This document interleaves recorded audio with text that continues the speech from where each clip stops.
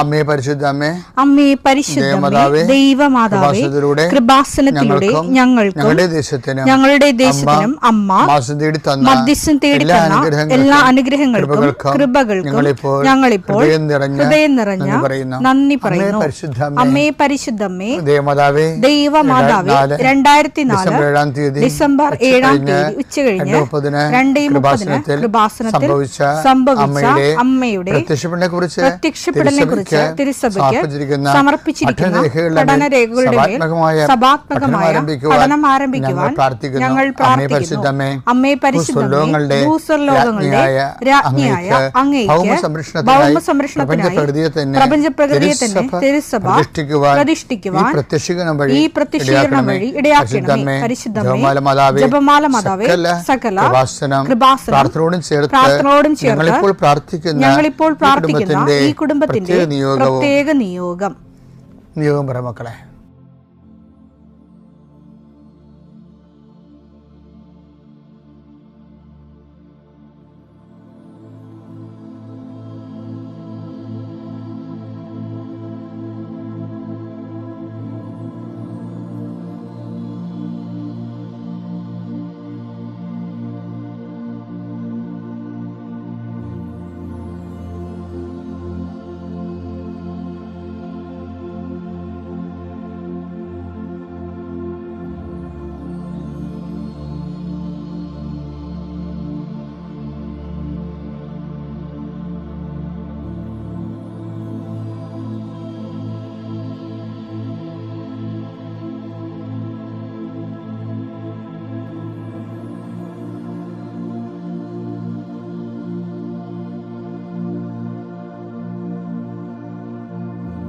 അമ്മയുടെ പ്രത്യക്ഷീകരണത്തിന്റെ ഈ അനുഗ്രഹവേളയിൽ ഞങ്ങൾക്ക് സാധിച്ചു തരുവാൻ കനിയണമേ. ആമേൻ. വിശ്വാസ പ്രമാണം. സർവശക്തനായ പിതാവും ആകാശത്തിന്റെയും ഭൂമിയുടെയും സൃഷ്ടാവുമായ ദൈവത്തിൽ ഞാൻ വിശ്വസിക്കുന്നു. അവിടുത്തെ ഏകപുത്രനും ഞങ്ങളുടെ കർത്താവുമായ ഈശോ മിശിഹായിലും ഞാൻ വിശ്വസിക്കുന്നു.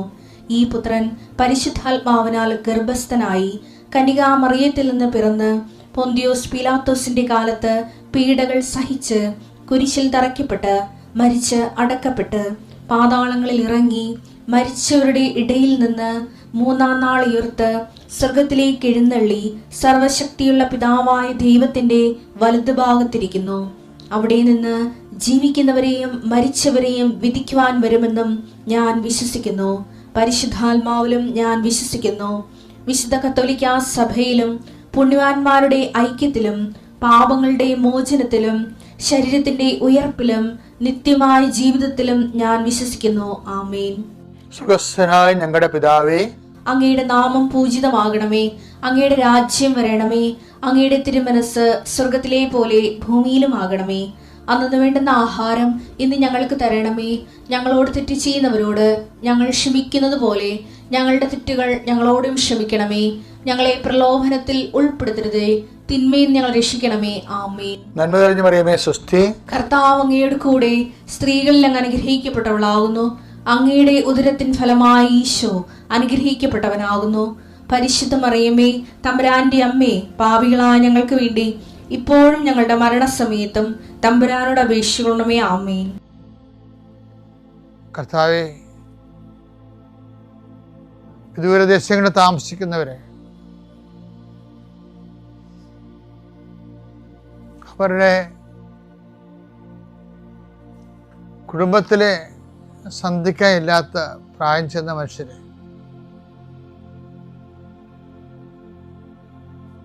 അവരുടെ ന്യായമായ ദുഃഖങ്ങളെ സംബന്ധിച്ച് പ്രാർത്ഥിക്കുന്നു. ഈ ദിവസങ്ങളിൽ അങ്ങനെ കുറേ വിഷയങ്ങളെ കണ്ടു. ജീവിക്കാൻ വേണ്ടി അവർക്ക് പോകാതിരിക്കാനും പറ്റത്തില്ല. പോയതിൻ്റെ പേരിൽ കൂടപ്പിറപ്പുകളും കുഞ്ഞുങ്ങളും ഒക്കെ വേദനിക്കുകയും ചെയ്യണം.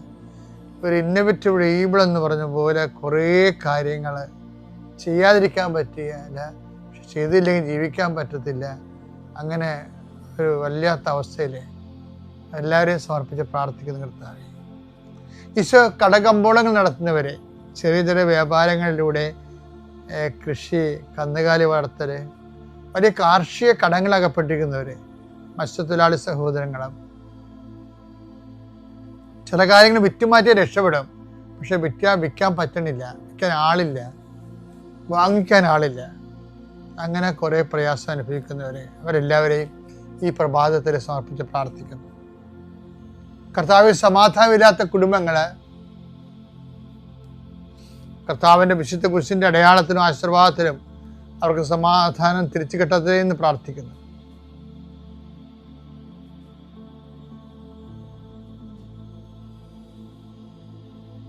എൻ്റെ കർത്താവിൻ്റെ ഉന്നതമായ നാമത്തിലെ കുരിശിൻ്റെ അടയാളം നിങ്ങളെ ആശീർവദിക്കുന്നു.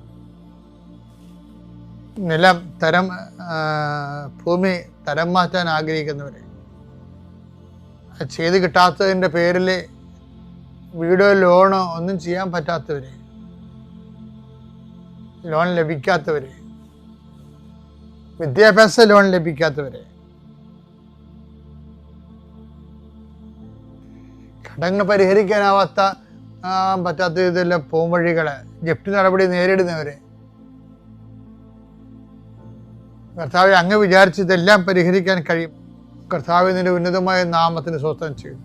കർത്താവെ നിന്റെ വിശുദ്ധ പൗരോഹിത്യത്തെ മഹത്വപ്പെടുത്തണമേ എന്ന് പ്രാർത്ഥിക്കുന്നു. ടെസ്റ്റും ഇന്റർവ്യൂ എഴുതിയിട്ടുള്ളവരെ, റിസൾട്ട് പ്രതീക്ഷിക്കുന്നവരെ, നൈപുണ്യ പരീക്ഷകള്, യോഗ്യതാ പരീക്ഷകള്, അതിൻ്റെ റിസൾട്ട് കിട്ടിയിട്ട് വേണം അടുത്ത കാര്യങ്ങൾ നിർവഹിക്കാൻ വേണ്ടി. റിസൾട്ട് വരുന്നുമില്ല, ഒരു കാര്യം ചെയ്യാനും പറ്റണില്ല, ജീവിതം സ്റ്റക്കായിപ്പോയവരെ കർത്താവിൻ്റെ നാമത്തിൽ ഈ ആഴ്ചകളിലെ അതിന് സമാധാനം ഉണ്ടാകുന്നതിന് വേണ്ടി പരിശുദ്ധ ദേവമാതാവിനെ ഏൽപ്പിക്കുന്നു. ആശുപത്രിയിൽ കിടക്കുന്നവരെ, മരുന്നിൽ കഴിച്ചിട്ട് മരുന്ന് മാറി മാറി കഴിച്ചിട്ടും രോഗമെന്താണെന്ന് കണ്ടുപിടിക്കാൻ പറ്റാത്തവരിൽ ശരീരം റെസ്പോണ്ട് ചെയ്യാത്ത അവസ്ഥകളിൽ നീണ്ടു പോകുന്ന നീറലുകൾ കർത്താവിൻ്റെ നാമത്തിൽ സൗഖ്യപ്പെടുത്തുന്നു. 72 മണിക്കൂറിനുള്ളിൽ നീ യേശുവിൻ്റെ നാമത്തിൽ എഴുന്നേറ്റ് നിന്റെ ഭവനത്തിലേക്ക് തിരിച്ചു പോകാൻ പരിശുദ്ധമ കൃപാസനത്താൽ ജീവനോടെ പ്രത്യക്ഷപ്പെട്ട പരിശുദ്ധമ്മയുടെ മധ്യസ്ഥത്തിൽ യേശുനാമത്തിൽ നീ സൗഖ്യം പ്രാപിക്കട്ടെ. നിത്യം പിതാപുത്രനും പരിശുദ്ധനുമായ സർവ്വീസിലെ നയിക്കും. ആമേൻ. എൻ്റെ പ്രിയപ്പെട്ടവരെ, നമുക്ക് ലോകത്തിൽ ഞാൻ എപ്പോഴും വിഷയങ്ങളെ രണ്ടായിട്ട് തിരിക്കുന്നത് നിങ്ങൾ ശ്രദ്ധിച്ച് കാണുമായിരിക്കും. ഈ സന്തോഷത്തിൻ്റെ കാര്യത്തിലും ഇത് ഓക്കെയാണ്. അതായത് നമ്മുടെ സന്തോഷങ്ങൾക്ക് ആസ്പദങ്ങൾ വേണം, പലപ്പോഴും അതിൻ്റെ മെറ്റീരിയലായിട്ടുള്ള എന്തെങ്കിലും അടിത്തറ വേണം. അതായത് നമ്മുടെ സന്തോഷങ്ങൾ ജഡബദ്ധമാണ്, അതേസമയം തന്നെ ജഡമുക്തമായ ഒരു സന്തോഷമുണ്ട്. അതിന് നമ്മൾ സൂക്ഷ്മ സന്തോഷം എന്ന് പറയും. ആത്മീയ സന്തോഷം പലപ്പോഴും സൂക്ഷ്മ സന്തോഷമാണ്. നമ്മൾ അനുഭവിക്കുന്ന സന്തോഷം പലപ്പോഴും സൂക്ഷ്മ സന്തോഷമല്ല, ജഡീയ സന്തോഷമാണ്.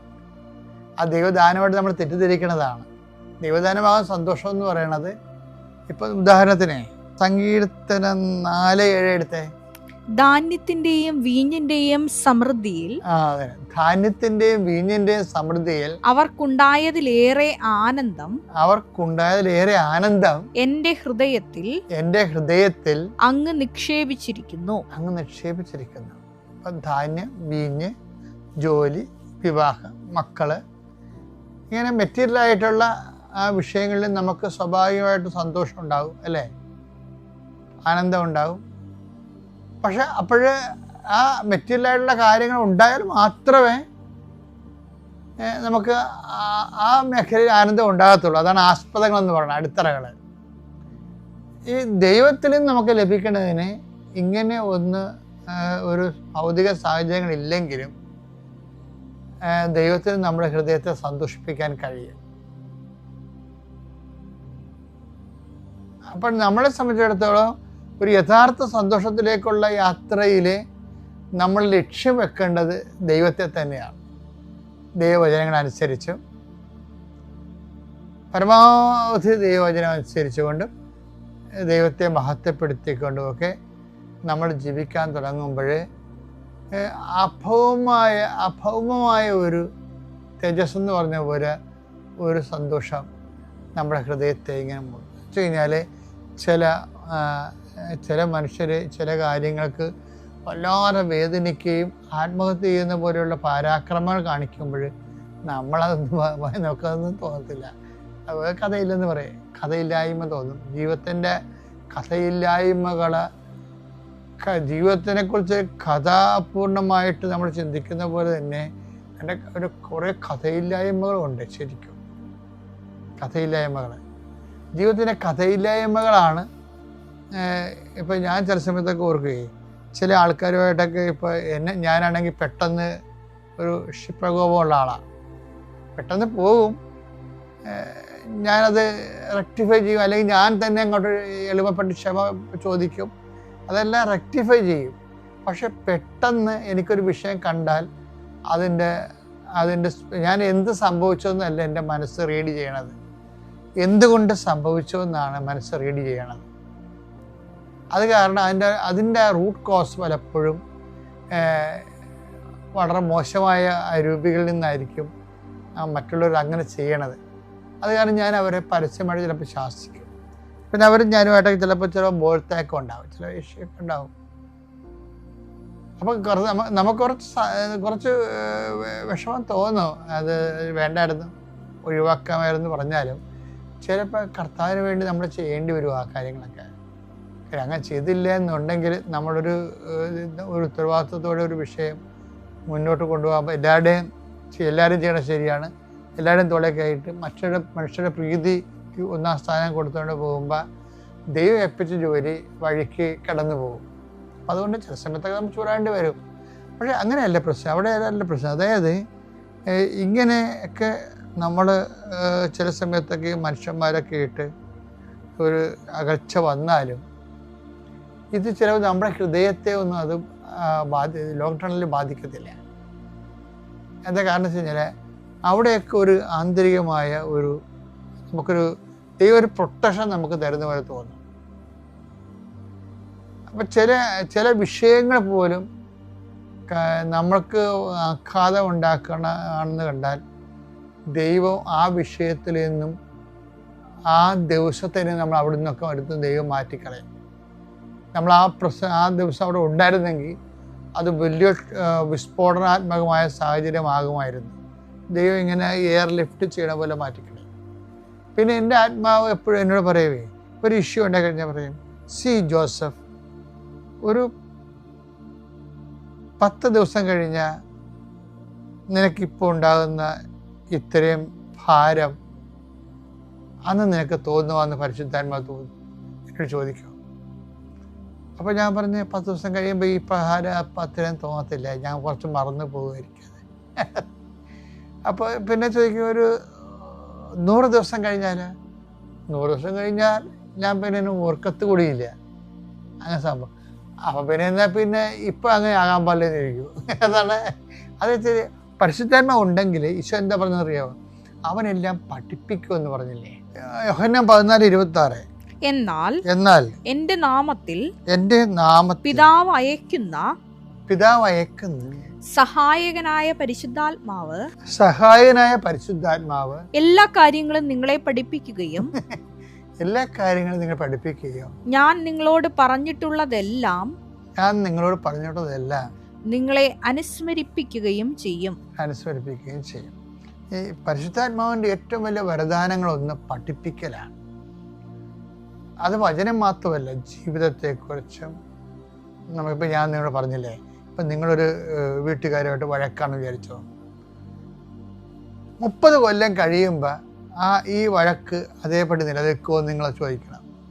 30 കൊല്ലം കഴിയുമ്പോൾ നീ ഉണ്ടാകത്തില്ല, ചിലപ്പോൾ ആ വഴക്കടിക്കുന്ന ആ വ്യക്തി ഉണ്ടാകത്തില്ല.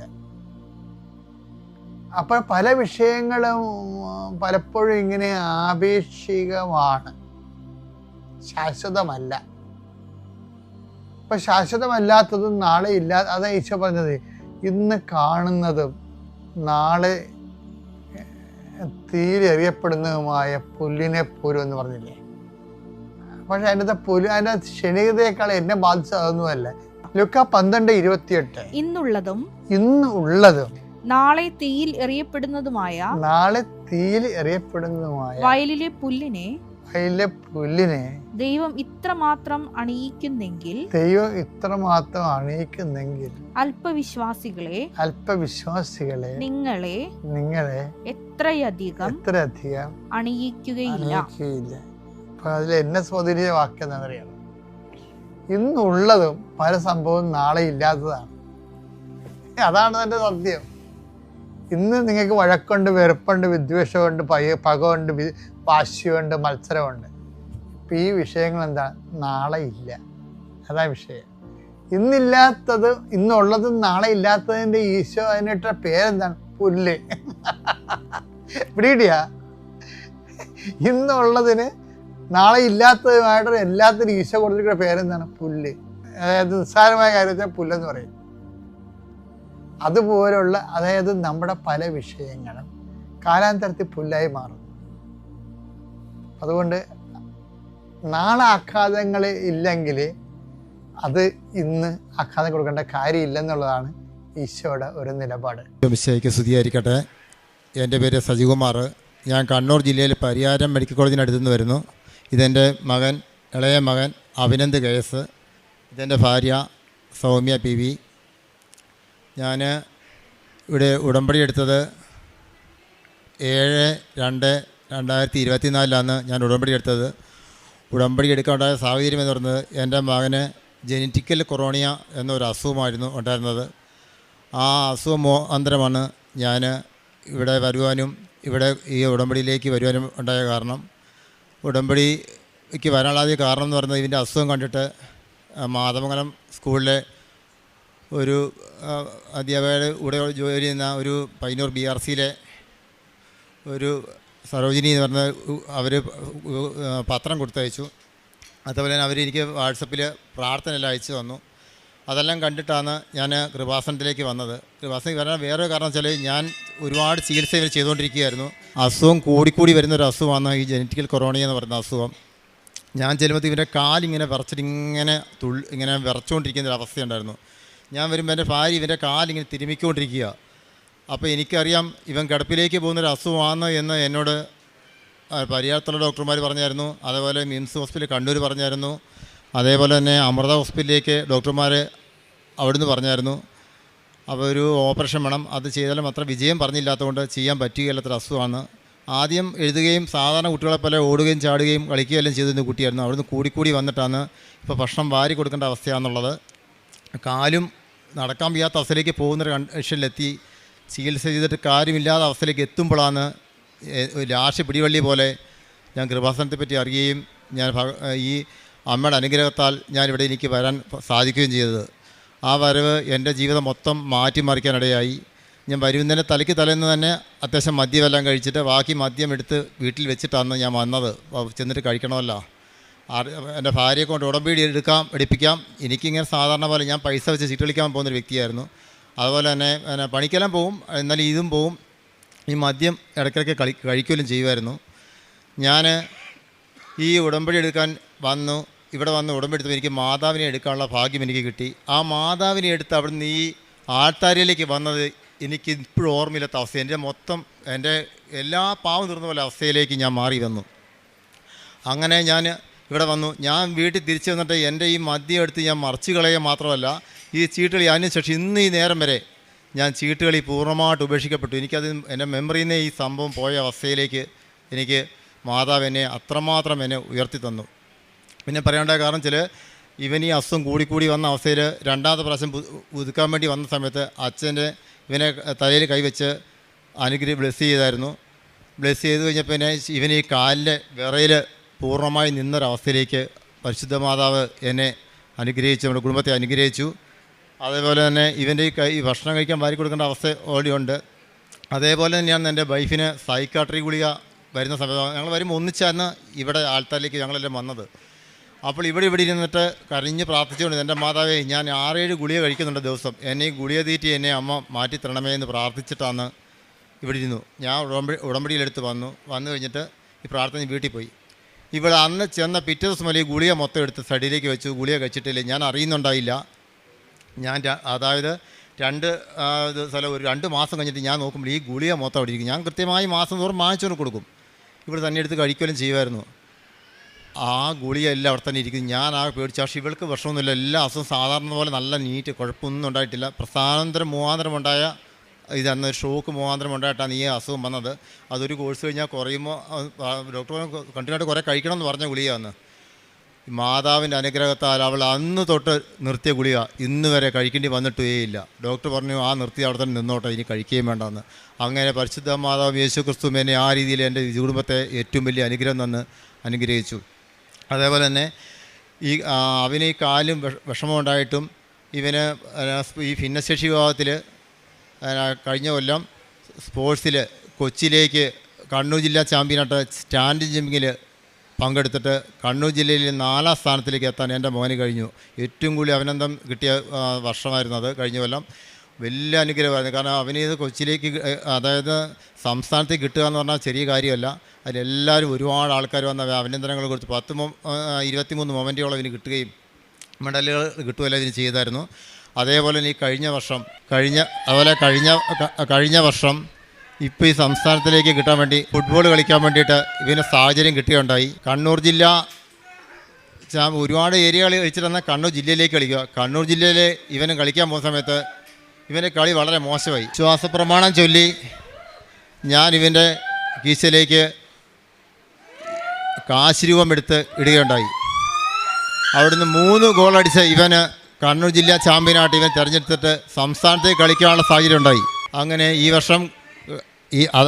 ഈ വർഷം തിരുവനന്തപുരത്ത് എക്സ്ക്ലൂസീവ് ഇതിൽ പങ്കെടുക്കുകയും ഈ പത്രമെല്ലാം എല്ലാ പത്രത്തിലും ഇവനെക്കുറിച്ച് വന്ന വാർത്തയാണ്. ഈ സംസ്ഥാനമല്ല ലോകം മൊത്തം ഇവനെ അറിയേണ്ട ഈ പത്രം കണ്ടെടുത്ത് എല്ലാ പത്രങ്ങളിലും മനോരമ, മാതൃഭൂമി ഉൾപ്പെടെ എല്ലാ പത്രങ്ങളും ഇവനെക്കുറിച്ച് ഫ്രണ്ട് പേജിൽ തന്നെ 22-ാം തീയതി വന്ന വാർത്തയാണ് ഇത്. അങ്ങനെ ഇവന് പരിശുദ്ധാത്മാവിന് ശക്തി നിറച്ച് ഇവനെ കൃത്യമായിട്ട് പരിശുദ്ധാത്മാവിനെ ഇവനെ അത്രമാത്രം സ്നേഹിക്കുകയും ആ കാശ് രൂപം ഉപയോഗിച്ചാണ് ഇവൻ ഇറങ്ങുകയും ചെയ്തത്. അവന് നല്ല രീതിയിൽ കളി പെർഫോമൻസ് വെക്കാൻ പറ്റുകയും അതേപോലെ തന്നെ പരിശുദ്ധാത്മാവ് ഈശ്വര ശക്തിയാൽ ഇവനെ ഉയർത്തപ്പെടുകയും എല്ലാവരാലും ഉയർത്തപ്പെടുകയും ചെയ്ത അവസ്ഥ നമ്മൾ ആനന്ദം അറിയാൻ ഇടയായി. അതേപോലെ തന്നെ പറഞ്ഞതുപോലെ എൻ്റെ വീട്ടിലൊരു തെങ്ങുണ്ട്. അങ്ങനെ നശിച്ചു പോലൊരു തെങ്ങായിരുന്നു. 6 വർഷമായ തെങ്ങ. അത് കൂമ്പ് ഇങ്ങനെ അഴുകിപ്പോയിട്ട് വലിച്ചൂരി കളയും ചെയ്തായിരുന്നു.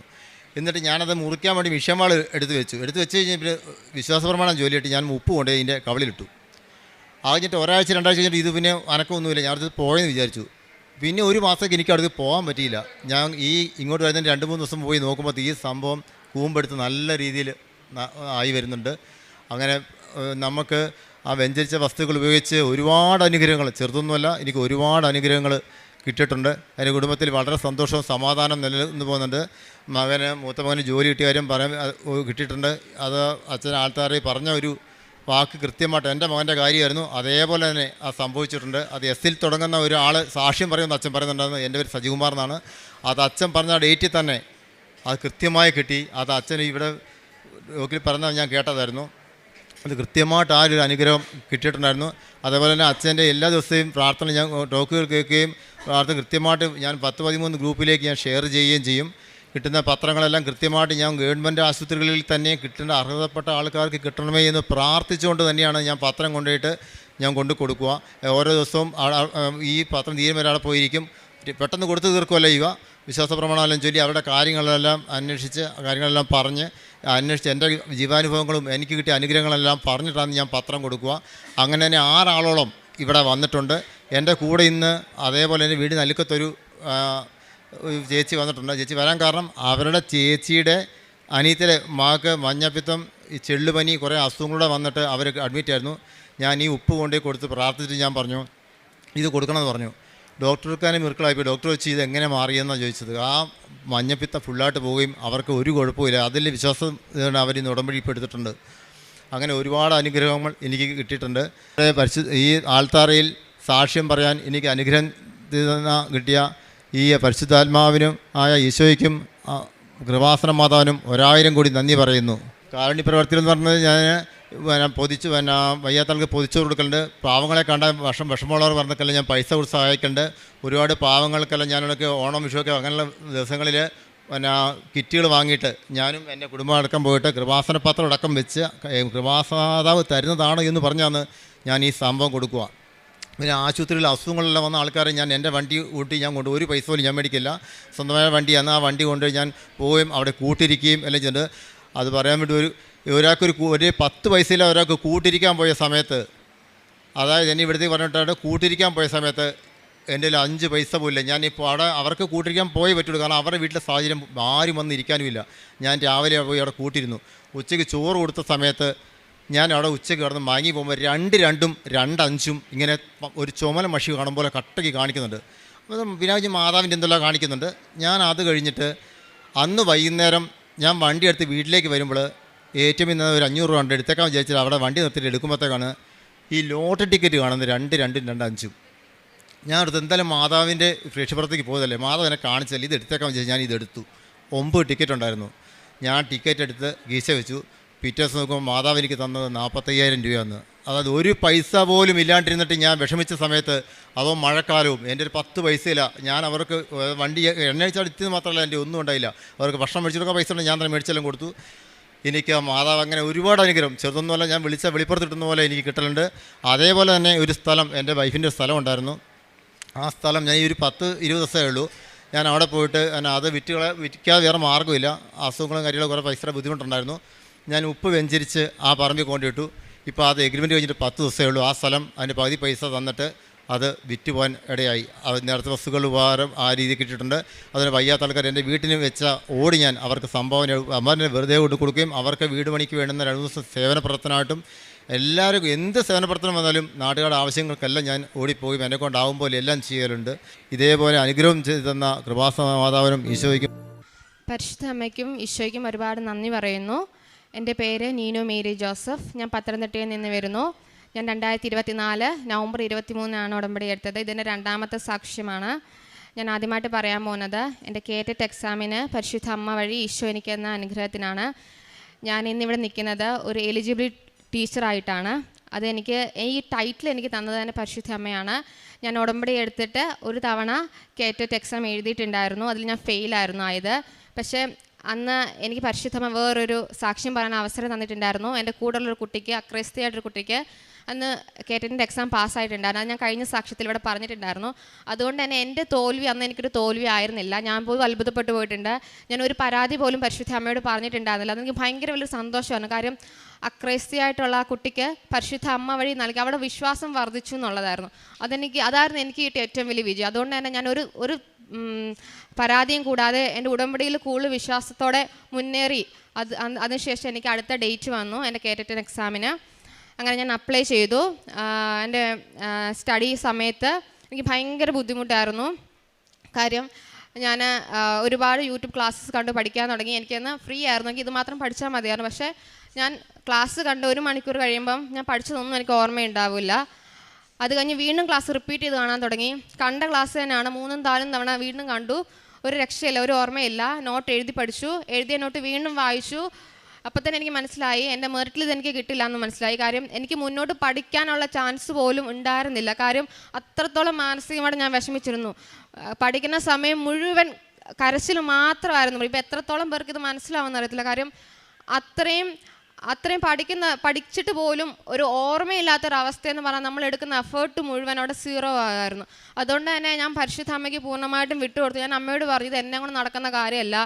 എനിക്ക് പക്ഷേ ഞാൻ ഈ 2 വർഷം പഠിച്ചതും ഞാൻ ആ DLED എന്നുള്ള കോഴ്സ് പാസ്സായതും പരിശുദ്ധ അമ്മ എന്നെ അനുഗ്രഹിച്ചു. ഞാൻ ഒരു സാക്ഷ്യം പറഞ്ഞിട്ടുണ്ടായിരുന്നു. അതുകൊണ്ടാണ് ഞാൻ പറഞ്ഞു ഞാനിത് പാസ്സായത് അമ്മയാണ്. അപ്പം ഞാൻ പാസ്സായതിന് വല്ല വിലയും വേണമെന്നുണ്ടെങ്കിൽ എനിക്ക് ഈ എക്സാം പാസ്സായാലേ എനിക്ക് സ്കൂളിൽ ടീച്ചറായിട്ട് പഠിപ്പിക്കാൻ പറ്റത്തുള്ളൂ. അതുകൊണ്ട് തന്നെ ഈ കോഴ്സ് ഞാൻ പാസ്സായിട്ടുണ്ടെങ്കിൽ ഈ എലിജിബിലിറ്റി ടെസ്റ്റ് എന്നെ അമ്മ പാസ്സാക്കണമെന്ന് പറഞ്ഞു.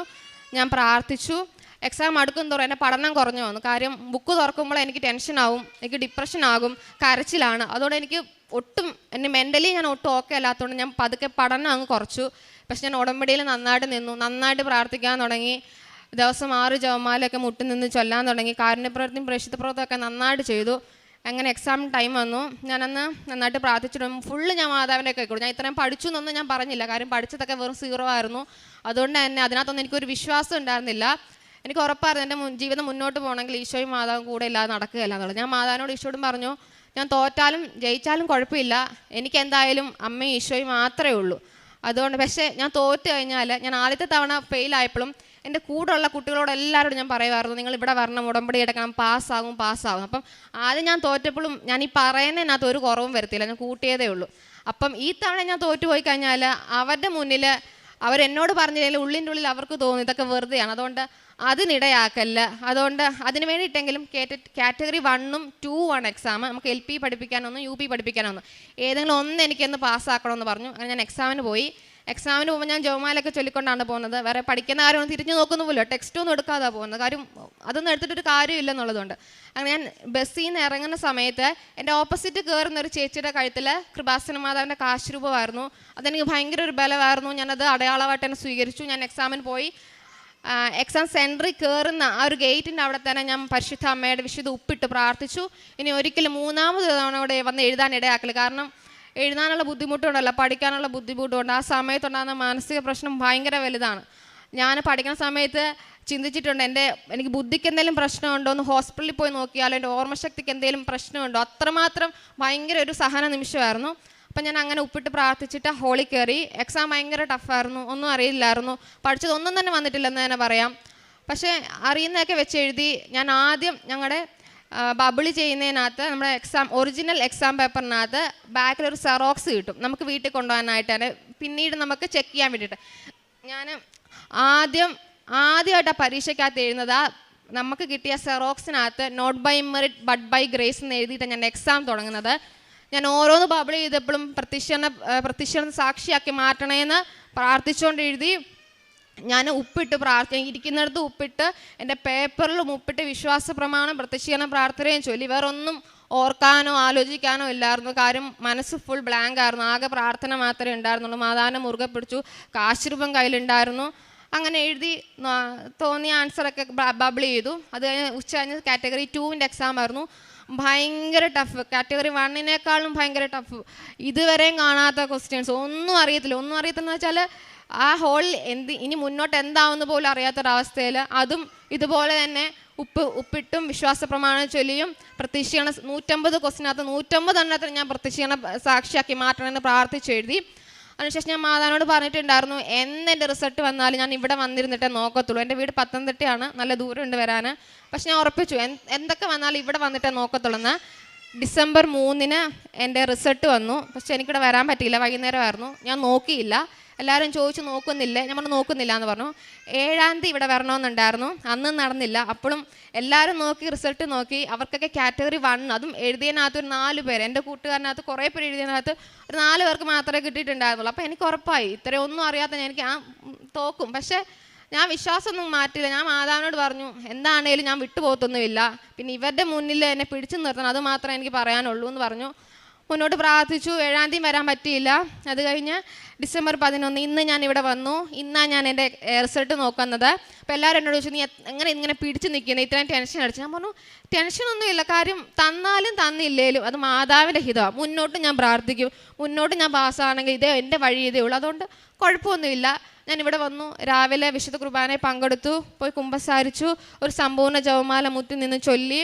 അതിനുശേഷം ഞാൻ പരിശുദ്ധ അമ്മയോട് പറഞ്ഞ് അവിടെ ഇരുന്ന് എൻ്റെ റിസൾട്ട് നോക്കി. ഞാൻ ഒന്നേ ചോദിച്ചുള്ളൂ മാതാവിൻ്റെ അടുത്ത്, മാതാവ് ഒന്നെങ്കിലും പാസ്സാക്കണം. കാര്യം എനിക്ക് ടീച്ചറാകാൻ വേണ്ടി, എനിക്ക് ടീച്ചറാകണോ വേണ്ട അമ്മയുടെ ഇഷ്ടമാണ്. പക്ഷേ ഇത് ഞാൻ എലിജിബിൾ ആണ്, കാരണം എൻ്റെ കൂടെ ഉള്ള ഒരുപാട് പേര് വിശ്വസിക്കുന്നുണ്ട്. അവരുടെ വിശ്വാസം നഷ്ടപ്പെടുത്തരുത്, എനിക്കത് മാത്രമേ ഉള്ളൂ. ഞാൻ എൻ്റെ കാറ്റഗറി 1 ആദ്യം നോക്കി. എനിക്ക് 90 മാർക്കാണ് വേണ്ടത്. എനിക്ക് 108 മാർക്ക് തന്ന് മാതാവിനെ അനുഗ്രഹിച്ചു. സെക്കൻഡ് നോക്കാൻ എനിക്ക് പേടിയായിരുന്നു. കാര്യം ഞാൻ ഇടയ്ക്ക് പ്രാർത്ഥിക്കുമായിരുന്നു, മാതാവേ ഫസ്റ്റാണ് സെക്കൻഡിനെ അപേക്ഷിച്ച് എളുപ്പം, പക്ഷേ സെക്കൻഡ് തന്നാൽ എൻ്റെ കൂടെ ഉള്ളവർ ഉറപ്പായിട്ടും വിശ്വസിക്കും. കാര്യം അവർ എഴുതിയതാണ്, അവരാരും പാസ്സായിട്ടില്ല. എനിക്ക് കിട്ടിക്കഴിഞ്ഞാൽ ഉറപ്പാണ് അവരുടെ വരും. പക്ഷേ ചോദിക്കാനുള്ള യോഗ്യതയില്ല, ഞാൻ ഒന്നും എഴുതിയിട്ടില്ല. പിന്നെ നിൻ്റെ ഹിതം, ഞാൻ ഒരുപാട് അങ്ങനെ വാശി പിടിച്ച് ചോദിക്കുക ഒന്നും ചെയ്തിട്ടില്ല. പക്ഷെ ഞാൻ കാറ്റഗറി 2 നോക്കി, കിട്ടില്ലെന്ന് വെച്ച് നോക്കി. എനിക്ക് 90 മാർക്കാണ് വേണ്ടത്. എനിക്ക് 91 മാർക്ക് തന്ന് മാതാവിനെ അനുഗ്രഹിച്ചു. ഞാനിപ്പോൾ LP യിലും UP യിലും പഠിപ്പിക്കാൻ എലിജിബിൾ ആയിട്ടുള്ള ടീച്ചറായിട്ടാണ് ഇവിടെ നിൽക്കുന്നത്. ഈ ഒരു ടൈറ്റിൽ, ടീച്ചറിനുള്ള ടൈറ്റിൽ എനിക്ക് തന്നത് പരിശുദ്ധ അമ്മയാണ്. അതേസമയം തന്നെ ഞങ്ങൾക്ക് ഹോൾ ടിക്കറ്റ് കിട്ടുമ്പോൾ ഹോൾ ടിക്കറ്റ് നമുക്ക് വെരിഫിക്കേഷന് വേണ്ടി സൂക്ഷിച്ച് വെക്കണം. അപ്പം ഞാൻ എക്സാം സമയത്ത് ആ ടീച്ചർ ഇതുപോലെ പറഞ്ഞു, ഇത് വെരിഫിക്കേഷന് വേണ്ടി സൂക്ഷിച്ച് വെക്കണം എന്ന് പറഞ്ഞു. അപ്പോൾ ഞാനത് ആദ്യത്തെ എക്സാം തന്നെ പോയി, വെരിഫിക്കേഷൻ വല്ല ഒന്നുമില്ല. ഈ ഹോൾ ടിക്കറ്റ് മാതാവേ നീ പ്രയോജനമില്ലാതെ കളയാനിടയാക്കല്ല, ഇത് അമ്മ എനിക്ക് എന്ന സൈനാണ്. ഇത് വെരിഫിക്കേഷന് എൻ്റെ വീട്ടിൽ ഈ ഹോൾ ടിക്കറ്റ് വാങ്ങുന്ന ആൾക്കാർ വരുമ്പോൾ പരിശുദ്ധ അമ്മയായിരിക്കണം ഞാൻ എലിജിബിൾ ആക്കേണ്ടത്. അതുകൊണ്ട് ഞാൻ അന്ന് മുതൽ എൻ്റെ ഹോൾ ടിക്കറ്റിലും എൻ്റെ സെറോക്സ്, നമ്മൾ ബബിൾ ചെയ്യുന്ന സെറോക്സ് കിട്ടും, അതിലും വിശുദ്ധ തൈലം തൂത്ത് അന്ന് മുതൽ ഇന്ന് വരെ എൻ്റെ ഉടമ്പടി പത്രികയുടെ മേളിൽ വെച്ച് ഞാൻ പ്രാർത്ഥിക്കുമായിരുന്നു. അതുപോലെ ഡെയിലി ബ്രെഡിൻ്റെ സമയത്തും അച്ഛൻ ഡോക്യുമെൻ്റ് എടുത്ത് പ്രാർത്ഥിക്കാൻ പറയുന്ന സമയത്ത് ഞാൻ ഇതെൻ്റെ കയ്യിൽ വെച്ച് തന്നെ പ്രാർത്ഥിക്കും. പരിശുദ്ധ അമ്മ എനിക്ക് ഈ തന്ന വലിയ അനുഗ്രഹം എന്ന് പറഞ്ഞാൽ അതെൻ്റെ കഴിവുകൊണ്ടല്ല, ഒരിക്കലുമല്ല. ഞാൻ ഇന്ന് ടീച്ചറായിട്ട് ഇവിടെ നിൽക്കുന്നുണ്ടെങ്കിൽ അത് ഒരിക്കലും എൻ്റെ കഴിവുകൊണ്ടല്ലെന്നുള്ളത് 100% ഉറപ്പ്. അത് എന്നെ കേൾക്കുന്ന എൻ്റെ കൂട്ടുകാർക്ക് നല്ല വൃത്തിക്ക് അറിയാം. കാരണം എന്നെക്കാൾ പഠിക്കുന്നവരുണ്ട്, അവർക്ക് പോലും കാറ്റഗറി 1 കിട്ടിയവരുണ്ട്, കിട്ടാത്തവരുണ്ട്. ആ സമയത്താണ് എൻ്റെ കൂട്ടത്തിൽ എഴുതിയ ഞാൻ മാത്രമാണ് കാറ്റഗറി 1ഉം 2ഉം പാസ്സായതിന്. എൻ്റെ പരിശുദ്ധ അമ്മയ്ക്കും ഈശോയ്ക്കും ഒരുപാട് നന്ദി ഞാൻ പറയുന്നു. അതുപോലെ തന്നെ എൻ്റെ DLED എക്സാം സെക്കൻഡ് സെമസ്റ്റർ വരെയുള്ള എൻ്റെ എക്സാം പാസ്സായതിന് ഞാൻ ഇവിടെ സാക്ഷ്യം പറഞ്ഞിട്ടുണ്ടായിരുന്നു. 3rd സെമ്മും 4th സെമ്മിൻ്റെ കാര്യമാണ് പറയുന്നത്. 4th സെമ്മിലും എനിക്ക് നല്ല ടഫായിരുന്നു. പഠിക്കുമെങ്കിലും എനിക്കൊന്നും ഓർമ്മയുണ്ടാവില്ല. എനിക്ക് ലാംഗ്വേജ് ഭയങ്കര ടഫാണ്. എൻ്റെ ലൈഫിൽ എനിക്ക് ഇതുവരെ ലാംഗ്വേജിന് A+ എന്ന് പറഞ്ഞ സംഭവം കിട്ടിയിട്ടില്ല. എൻ്റെ കൂടെ ഉള്ളവർ ലാംഗ്വേജ് സ്പെഷ്യൽ എടുത്ത് പഠിച്ചവരുണ്ട്. അപ്പം ഞാൻ മാതാവിനോട് പറഞ്ഞിട്ടുണ്ടായിരുന്നു എനിക്കിതുവരെയും കിട്ടിയിട്ടില്ല, കിട്ടാനും പോകുന്നില്ല. മാതാവിന് ഇഷ്ടമുണ്ടെങ്കിൽ ഇത്തവണ എനിക്ക് A+ തരണമെന്ന് പറഞ്ഞു. റിസൾട്ട് വന്നപ്പോൾ എൻ്റെ കൂടെ ലാംഗ്വേജ് സ്പെഷ്യൽ എടുത്ത് പഠിച്ചവർക്കൊക്കെ A+ ഒന്നുമില്ല, പക്ഷേ എനിക്ക് A+ ഉണ്ട്. എനിക്ക് സത്യം പറഞ്ഞാൽ ഭയങ്കര ഞെട്ടലായിരുന്നു. ഇതെന്താ അവർക്കില്ലല്ലോ, അതും എനിക്ക് അവരുടെ മുന്നിലും പരിശുദ്ധ അമ്മയുടെ വലിയ സാക്ഷിയാക്കി മാറ്റാനുള്ള ഒരവസരം. അതുപോലെ 3rd സെമ്മിൻ്റെ എക്സാമും നമുക്ക് സെം വൈസ് ആണെന്ന് പറഞ്ഞാലും first sem, second sem, 3rd sem, 4th sem 3 കൂടെ ഒന്നിച്ച് എഴുതേണ്ട സബ്ജക്റ്റ് ഉണ്ട്. മാത്സും സയൻസൊക്കെ വരുമ്പോൾ ഭയങ്കര ടഫാണ്. ഇതുപോലെ തന്നെ പഠിക്കുന്ന സമയത്ത് ഫുൾ കരച്ചിലും ബഹളമാണ്, ഒരു വഴിയില്ല. കാശുരൂപമൊക്കെ മുറുക്കി പിടിച്ച് പ്രാർത്ഥിക്കും, പറ്റുന്നത്രയും ജപമാല ചൊല്ലും, എല്ലാം ഉടമ്പടിയിൽ എന്തൊക്കെ പറയുമോ അതിനപ്പുറം ചെയ്യാൻ നോക്കും. വിശേഷവിധ എന്തൊക്കെ ചെയ്യാൻ എന്നെ പറ്റുന്നുണ്ടോ അതെല്ലാം ഞാൻ ചെയ്യാൻ ശ്രമിച്ചിട്ടുണ്ട്. അങ്ങനെ ഞാൻ എക്സാം പോകുന്ന സമയത്ത് ഫുൾ ബ്ലാങ്ക് ആണ് മനസ്സ്. എൻ്റെ കൂട്ടുകാരൊക്കെ വന്നിട്ട് എൻ്റെ മുന്നിൽ ഇരുന്നിട്ട് ആൻസർ പറയും, ക്വസ്റ്റ്യൻ പറയാം. ഞാൻ നോക്കുമ്പോൾ ഇവർ പറഞ്ഞതൊക്കെ ഞാൻ പഠിച്ചതാണ്, പക്ഷേ എനിക്ക് അതിൻ്റെ ഒരു കൺസെപ്റ്റ് പോലും ഓർമ്മയില്ല. സത്യം പറഞ്ഞാൽ എൻ്റെ കണ്ണിൽ നിന്ന് കണ്ണുനീര് അവരുടെ മുന്നിൽ കാണിക്കാൻ പറ്റാത്തതുകൊണ്ട് അവരുടെ അടുത്തുനിന്ന് മാറിയിരുന്നു. ആകെ ഉണ്ടാകുന്ന ഈ കാശുരൂപം ഇതും പിടിച്ച് ആകാശത്തോട്ട് നോക്കിയിരുന്ന് കരഞ്ഞുകൊണ്ട് ക്ലാസ്സിൽ കയറിയ അവസ്ഥയുണ്ട്. കാര്യം ഒന്നും അറിയത്തില്ല, പഠിച്ചതൊന്നും ഓർമ്മയില്ല. അതാണ് ഏറ്റവും വലിയ സങ്കടം വരുന്നത്. പരിശുദ്ധ അമ്മയ്ക്ക് എന്നെ വിട്ടുകൊടുത്തു. ഞാൻ ജപമാലയും കാശുരൂപമായിട്ട് ക്ലാസ്സിൽ കയറി. അന്ന് ഞാൻ മാതാവിനോട് അടയാളം ചോദിക്കണമെന്ന് എൻ്റെ മനസ്സിൽ തോന്നിയിട്ട് ഞാൻ ചോദിച്ചില്ല. കാര്യം കിട്ടിയില്ലെങ്കിൽ അതെനിക്ക് ഭയങ്കര സങ്കടമാവും. കാരണം ഞാൻ മാതാവിനെ അത്രയും വിശ്വസത്തിനേക്കാൾ കൂടുതൽ സ്നേഹിക്കുന്നുണ്ട്. അപ്പോൾ അതുകൊണ്ട് ഞാൻ അടയാളമൊന്നും ചോദിച്ചില്ല. പക്ഷേ എക്സാമിന് വന്നപ്പോൾ എൻ്റെ ക്ലാസ്സിൽ നിന്ന് ടീച്ചർ ഇട്ടിരുന്ന ഡ്രസ്സ് ഷോള്, ബോട്ടം, ടോപ്പ് ഉൾപ്പെടെ നല്ല ഡാർക്ക് നീല, അതിനകത്ത് വേറെ ഒരു പ്രിൻ്റും ഇല്ല. അന്നേ ഞാൻ ഉറപ്പിച്ച് പരിശുദ്ധ അമ്മേൻ്റെ കൂടെ ഉണ്ട്, എന്നെ കൈവിട്ടിട്ടില്ല എന്നുള്ളത്. റിസൾട്ട് വന്നപ്പോൾ എനിക്ക് അതിനും ഞാൻ എഴുതിയ 3 എക്സാമിന് A+, DLED എക്സാം ഞാൻ 90% മേലെയാണ് പെർസെൻറ്റേജോടാണ് പാസ്സായത്. അതിനും എൻ്റെ കഴിവല്ലെന്നുള്ളത് 100% ഉറപ്പാണ്. ഈശോയും മാതാവും എൻ്റെ കൂടെ ഇല്ലാതെ ഇത്രയും വലിയൊരു വിജയം എനിക്ക് എൻ്റെ ജീവിതത്തിൽ കിട്ടത്തില്ലെന്നുള്ളത് 100% ഉറപ്പാണ്. ഇത്രയും വലിയ അനുഗ്രഹങ്ങൾ തന്ന പരിശുദ്ധ അമ്മയ്ക്കും ഈശോയ്ക്കും ഞാൻ ഒരുപാട് നന്ദി പറയുകയാണ്. പിന്നെ ഞാൻ പ്രേക്ഷിത പ്രവർത്തനമാണ് ചെയ്തത്. എല്ലാ മാസവും നവംബർ ഉടമ്പടി എടുത്ത് അന്ന് മുതൽ ഒരു മാസം പോലും മുടങ്ങാതെ ഞാൻ ഒരു ദിവസം ഇവിടെ വരും, പത്രം വാങ്ങിക്കും, ഇവിടെ ഇരുന്ന് മാതാവിനോട് കുറേ കാര്യമൊക്കെ പറഞ്ഞിട്ട് തിരിച്ചു പോകും. അതിനുശേഷം സെപ്റ്റംബറിലാണ് എനിക്ക് എക്സാം. അന്ന് മുതൽ 1 കെട്ട് പത്രത്തിന് 2 കെട്ട് പത്രം വായിക്കാൻ തുടങ്ങി. എക്സാമിന് പോയ സമയത്ത് ഞാൻ ഒന്നും പഠിക്കാനൊന്നും നോക്കിയില്ല. അവിടെ നിന്ന് എല്ലാവർക്കും കൃപാസന പത്രം പറഞ്ഞു കൊടുത്തു. അത് ഞാൻ എല്ലാവരോടും പറയും, കേൾക്കാൻ ഇഷ്ടം അല്ലെങ്കിലും പത്രം കൊടുക്കുന്നുണ്ടെങ്കിൽ പറഞ്ഞിട്ടേ കൊടുക്കത്തുള്ളൂ. ഇൻട്രസ്റ്റ് ഉള്ളവരുടെ അടുത്ത് 15-20 മിനിറ്റ് നിന്ന് ഞാൻ പറയും. കാര്യം എനിക്ക് കിട്ടിയ ഓരോ ചെറുതും വലുതുമായ കാര്യങ്ങൾ എനിക്ക് അത്രയും സ്പെഷ്യലാണ്. കാര്യം അതെല്ലാം എനിക്ക് പരിശുദ്ധ അമ്മ തന്നതാണ്. അതുകൊണ്ട് തന്നെ എല്ലാവരോടും ഞാൻ പറഞ്ഞു കൊടുക്കും. അന്ന് മുതൽ ഇന്ന് വരെ 2 കെട്ട് പത്രം വാങ്ങിക്കും, വിശുദ്ധ തൈലം തേച്ച് പ്രാർത്ഥിക്കും, ഒരു വചനം അതിനകത്ത് എഴുതും, പ്രാർത്ഥിച്ചുകൊണ്ട് തന്നെ പരിശുദ്ധ അമ്മേനെ മുറുകെ പിടിച്ചുകൊണ്ട് തന്നെ കൊണ്ട് കൊടുക്കും. കാരുണ്യപ്രവർത്തിയായിട്ട് ചെയ്യുന്നതും എനിക്ക് ചെറുതായിട്ട് പോക്കറ്റ് മണിയൊക്കെ വീട്ടിൽ നിന്ന് തരും. അത് ഞാൻ എൻ്റെ ആവശ്യത്തിന് മാക്സിമം ഉപയോഗിക്കാറില്ല. ആവശ്യമുള്ളവർക്കൊക്കെ ഒരുപാട് ഞാൻ കൊടുക്കും. എനിക്ക് ഭയങ്കര ഇഷ്ടമാണ് കൊടുക്കാൻ. കാര്യം കൊടുക്കും തോറും ഒരുപാട് കിട്ടുന്ന എനിക്ക് ജോലിയില്ല, പക്ഷേ എനിക്ക് എവിടുന്നേലുമൊക്കെ ഒരു തവണ കൊടുത്തിട്ടുണ്ടെങ്കിൽ ആ സമയം തന്നെ എനിക്ക് മാതാവ് തരുന്നതായിട്ട് എനിക്ക് കിട്ടിയിട്ടുണ്ട്. അതുകൊണ്ട് തന്നെ മടിയില്ലാതെ ചോദിക്കുന്നവർക്ക് ഞാൻ കൊടുക്കാറുണ്ട്. അതുപോലെ തന്നെ എൻ്റെ പേരൻസ് വഴിയും ഞാൻ മറ്റുള്ളവരെ ഹെൽപ്പ് ചെയ്യാറുണ്ട്, ചോറ് കൊടുക്കാറുണ്ട്. അതുപോലെ തന്നെ ഓൾഡ് ഏജ് ഹോം വിസിറ്റ് ചെയ്യും. ഞാൻ ആദ്യം എനിക്കൊരു അവസരം ഉണ്ടായിരുന്നു, ആഴ്ചയിൽ ഒരിക്കൽ കാരുണ്യപ്രവൃത്തി ചെയ്യാൻ. എല്ലാ ദിവസവും ഒരു ഓൾഡ് ഏജ് ഹോമിൽ പോയിട്ട് ഒരു അമ്മച്ചീനെ കുളിപ്പിക്കാൻ എൻ്റെ ടീച്ചിങ് പ്രാക്ടീസിൻ്റെ സമയത്ത് എനിക്ക് പറ്റിയിട്ടുണ്ടായിരുന്നു. പക്ഷേ തോൽവി വന്നപ്പോഴും എൻ്റെ ഒരു ഉടമ്പടി നിബന്ധനകളിലും ഞാൻ മുടക്കം വരുത്തിയിട്ടില്ല, കുറവ് വരുത്തിയിട്ടുമില്ല. അങ്ങനെ അതെല്ലാം ചെയ്യുന്നുണ്ടായിരുന്നു. പിന്നെ എൻ്റെ ആത്മീയ ജീവിതത്തിലും ഒരുപാട് മാറ്റങ്ങൾ വന്നു. എല്ലാ ഞായറാഴ്ചയും വിശുദ്ധ കുർബാനയ്ക്ക് പോകുന്നൊരു ശീലം ചെറുപ്പം മുതലേ ഉണ്ടായിരുന്നു. പക്ഷേ വെറുതെ പോയി നിൽക്കുക അല്ലാതെ ഇപ്പം ഓരോ വിശുദ്ധ കുർബാനയിലും അച്ഛൻ പറയുന്നതും നമ്മളും പറയുന്നതുമായ ഓരോ കാര്യങ്ങളെ അർത്ഥം അറിഞ്ഞ് വിശുദ്ധ കുർബാനയിൽ മാക്സിമം ഈശോനെ കാണണം എന്നുള്ള ആഗ്രഹത്തിൻ്റെ പുറത്ത് നിന്ന് പ്രാർത്ഥിക്കാറുണ്ട്. അതുപോലെ തന്നെ ജപമാലയും ഓരോ കാര്യങ്ങളും കൂടുതൽ ശ്രദ്ധയോടെ പരിശുദ്ധ അമ്മേനെ നോക്കിക്കൊണ്ട് തന്നെ ചൊല്ലി കാഴ്ചവെക്കാൻ ശ്രമിക്കാറുണ്ട്. അതുപോലെ ഉപവാസം പിന്നെ അതെല്ലാം കൃത്യമായിട്ട് ചെയ്യുന്നുണ്ട്. ബൈബിൾ വായന മുടക്കാറില്ല. എന്തെങ്കിലും ഒരു വയ്യാഴിക വന്നാൽ മാത്രം, എനിക്ക് എഴുന്നേക്കാൻ പറ്റാത്തപ്പോൾ മാത്രം ബൈബിൾ വായന 1-2 ദിവസം മുടങ്ങിയാൽ അതിനോട് ചേർത്ത് അടുത്ത ദിവസം ഞാൻ കൃത്യമായിട്ട് ചെയ്യാറുണ്ട്. പിന്നെ അഖണ്ഡ ജപമാല പറ്റുമ്പോഴൊക്കെ ഞാൻ ചൊല്ലാറുണ്ട്. അത് സ്പെഷ്യലായിട്ട് എനിക്ക് തോന്നും മാതാവിന് എന്തെങ്കിലും സ്പെഷ്യലായിട്ട് കൊടുക്കാൻ നേരം ഞാൻ ഒറ്റയ്ക്ക് ഇരുന്നതിനാണേലും അഖണ്ഡ ജപമാല ചൊല്ലും. പിന്നെ എല്ലാ കാര്യം ഉടമ്പടി പറയുന്ന എല്ലാ കാര്യങ്ങളും പിന്നെ വിശേഷവിധ എന്തെങ്കിലും ചെയ്യാൻ തോന്നുക. ഞാനിപ്പം കൂടുതലും എൻ്റെ ലൈഫിന് ഒഴിവാക്കിയിരുന്നു ഫിലിംസൊക്കെ ഞാൻ കൂടുതൽ ഒഴിവാക്കിയിട്ടുണ്ട്. ഞാൻ 1 വർഷമായിട്ട് ഫിലിംസൊന്നും കണ്ടിട്ടില്ല. അത് ഞാനായിട്ട് തന്നെ എടുത്ത തീരുമാനമാണ്. കാര്യം ഈ 2 മണിക്കൂർ എനിക്ക് കിട്ടിക്കഴിഞ്ഞാൽ ഒരു 4 സാക്ഷ്യം കാണാൻ പറ്റും. മാക്സിമം സമയം കിട്ടുന്നതനുസരിച്ച് ഒരു സാക്ഷ്യം പോലും മുടക്കാതെ ഞാൻ സാക്ഷ്യങ്ങൾ ഫുള്ള് കാണാൻ നോക്കും. അതുപോലെ ധ്യാനം ഞാൻ ഫുള്ള് കേൾക്കും. അത് അന്ന് തന്നെ കേൾക്കും എന്തൊക്കെ വന്നാലും. അങ്ങനെ എല്ലാ കാര്യവും ഒരു കുറവും കൂടാതെ കൃത്യമായിട്ട് പാലിക്കാൻ ഞാൻ ശ്രമിച്ചിട്ടുണ്ട്. അതുകൊണ്ട് തന്നെ പരിശുദ്ധ അമ്മേൻ്റെ ജീവിതത്തിൽ ഒരുപാട് നന്മകൾ, ഒരുപാട് പറഞ്ഞാൽ തീരുകയില്ല. പരിശുദ്ധ അമ്മയ്ക്കും ഈശോയ്ക്കും എൻ്റെ ജീവിതത്തിൽ തന്ന എല്ലാ ചെറുതും വലുതുമായിട്ട് എല്ലാ അനുഗ്രഹങ്ങൾക്കും ഞങ്ങളുടെ 1000 നന്ദി. എൻ്റെ പേര് കിഷോർ, ഇതെൻ്റെ ഭാര്യ മനീഷ, ഞങ്ങളുടെ മക്കൾ ഇവാനിയ, ജുവാൻ. ഞങ്ങൾ തിരുവനന്തപുരത്തു നിന്നാണ് വരുന്നത്. കഴിഞ്ഞ 1 വർഷമായിട്ട് ഞങ്ങൾ ഓസ്ട്രേലിയയിലാണ് സെറ്റിലായിരിക്കുന്നത്. അതിനു മുമ്പ് ഞങ്ങൾ സിംഗപ്പൂരാണ് വർക്ക് ചെയ്തുകൊണ്ടിരുന്നത്. 2022 നമ്മൾ ഉടമ്പടി വെച്ചപ്പോഴത്തേക്കും ഞങ്ങൾ വെച്ചിരിക്കുന്ന കുറച്ച് കാര്യങ്ങൾ ഞങ്ങൾക്ക് സാധ്യമായി കിട്ടി. അത് ഏറ്റു ചെല്ലാൻ പറയാനായിട്ടാണ് ഞങ്ങളിവിടെ വന്നിരിക്കുന്നത്. അതിൽ ഒന്നാമതായിട്ട് ഞങ്ങൾ സിംഗപ്പൂരായിരുന്നു ആ സമയത്ത് കോവിഡൊക്കെ ആയിരുന്നു. അപ്പോൾ ആ സമയത്ത് ഞങ്ങൾക്ക് PR അവിടെ സിംഗപ്പൂർ ഒരിക്കലും കിട്ടത്തില്ലായിരുന്നു. അങ്ങനെ വരുന്നപ്പോഴത്തേക്ക് ഞങ്ങൾ ഓസ്ട്രേലിയയിലേക്ക് മൈഗ്രേറ്റ് ചെയ്യാം എന്നുള്ളൊരു പ്ലാൻ ചെയ്യുകയും അതിനോടനുബന്ധിച്ച് PR ആപ്ലിക്കേഷൻ സബ്മിറ്റ് ചെയ്യുകയും ചെയ്തു. പക്ഷേ കോവിഡ് ആയതുകൊണ്ട് തന്നെ ഓഫ് ഷോർ ഒന്നും കിട്ടുന്നില്ലായിരുന്നു. ഞങ്ങൾ സിംഗപ്പൂർ ആയതുകൊണ്ട് ഒരു രീതിയിൽ നമുക്ക് PR നമുക്ക് അപ്രൂവ് ആയി കിട്ടുന്നില്ലായിരുന്നു. അങ്ങനെ 2022 വന്ന് നമ്മൾ ഉടമ്പടി വയ്ക്കുകയും അതിനോട് വെച്ച് ബോർഡറെല്ലാം ഓപ്പൺ ആയപ്പോഴത്തേക്കും ഫസ്റ്റ് ഇത് തന്നെ നമുക്ക് പ്രിഫറൻസ് കിട്ടുകയും ഞങ്ങളുടെ 2023 ഞങ്ങൾക്ക് PR അപ്രൂവ് ആകുകയും ചെയ്തു. അത് ഉടമ്പടിയിൽ ഞങ്ങൾ മാതാവിനോട് സമർപ്പിച്ച് വെച്ചതിൻ്റെ അതിനുശേഷം മാത്രമാണ് കിട്ടിയിരിക്കുന്നത്.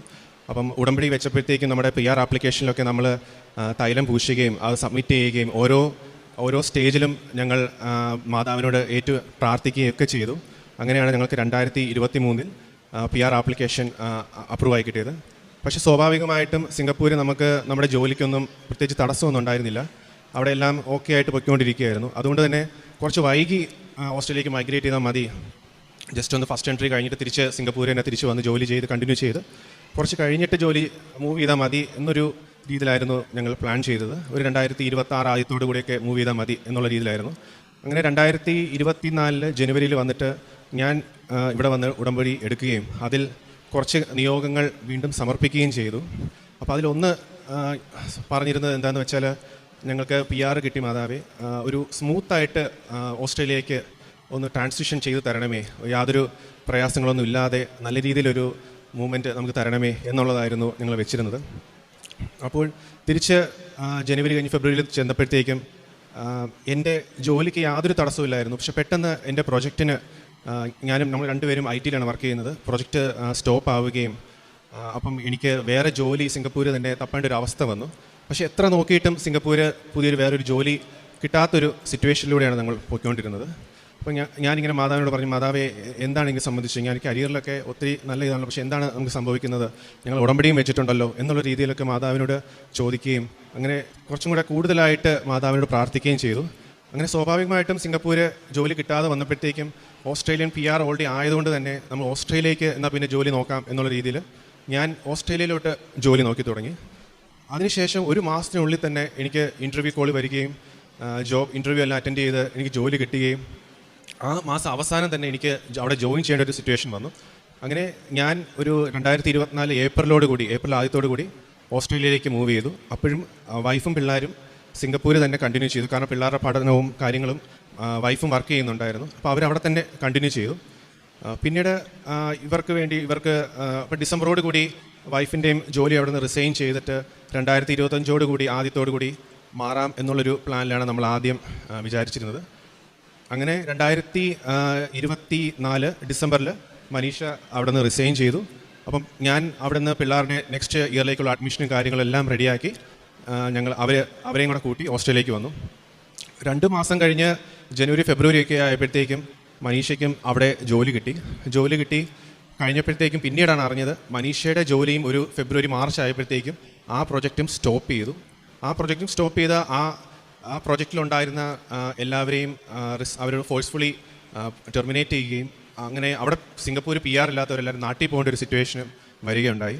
അപ്പം മാതാവ് ശരിക്കും പറഞ്ഞാൽ ഞങ്ങൾ വെച്ചിരുന്ന ഫസ്റ്റ് ഒരു അപേക്ഷ എന്നുള്ള രീതിയിൽ ഒരു സ്മൂത്തായിട്ട് PR ഓസ്ട്രേലിയയിലേക്ക് നമുക്ക് മൈഗ്രേറ്റ് ചെയ്ത് തരണേന്ന് പറഞ്ഞപ്പോഴത്തേക്കും ഞങ്ങൾ പ്ലാൻ ചെയ്തതിനേക്കാളും അപ്പുറം അല്ലെങ്കിൽ ഞങ്ങൾക്ക് ചിന്തിക്കാൻ പോലും പറ്റാത്ത രീതിയിലുള്ളൊരു ട്രാൻസ്ഫോർമേഷനാണ് നമുക്ക് മാതാവ് സാധിച്ചു തന്നിരിക്കുന്നത്.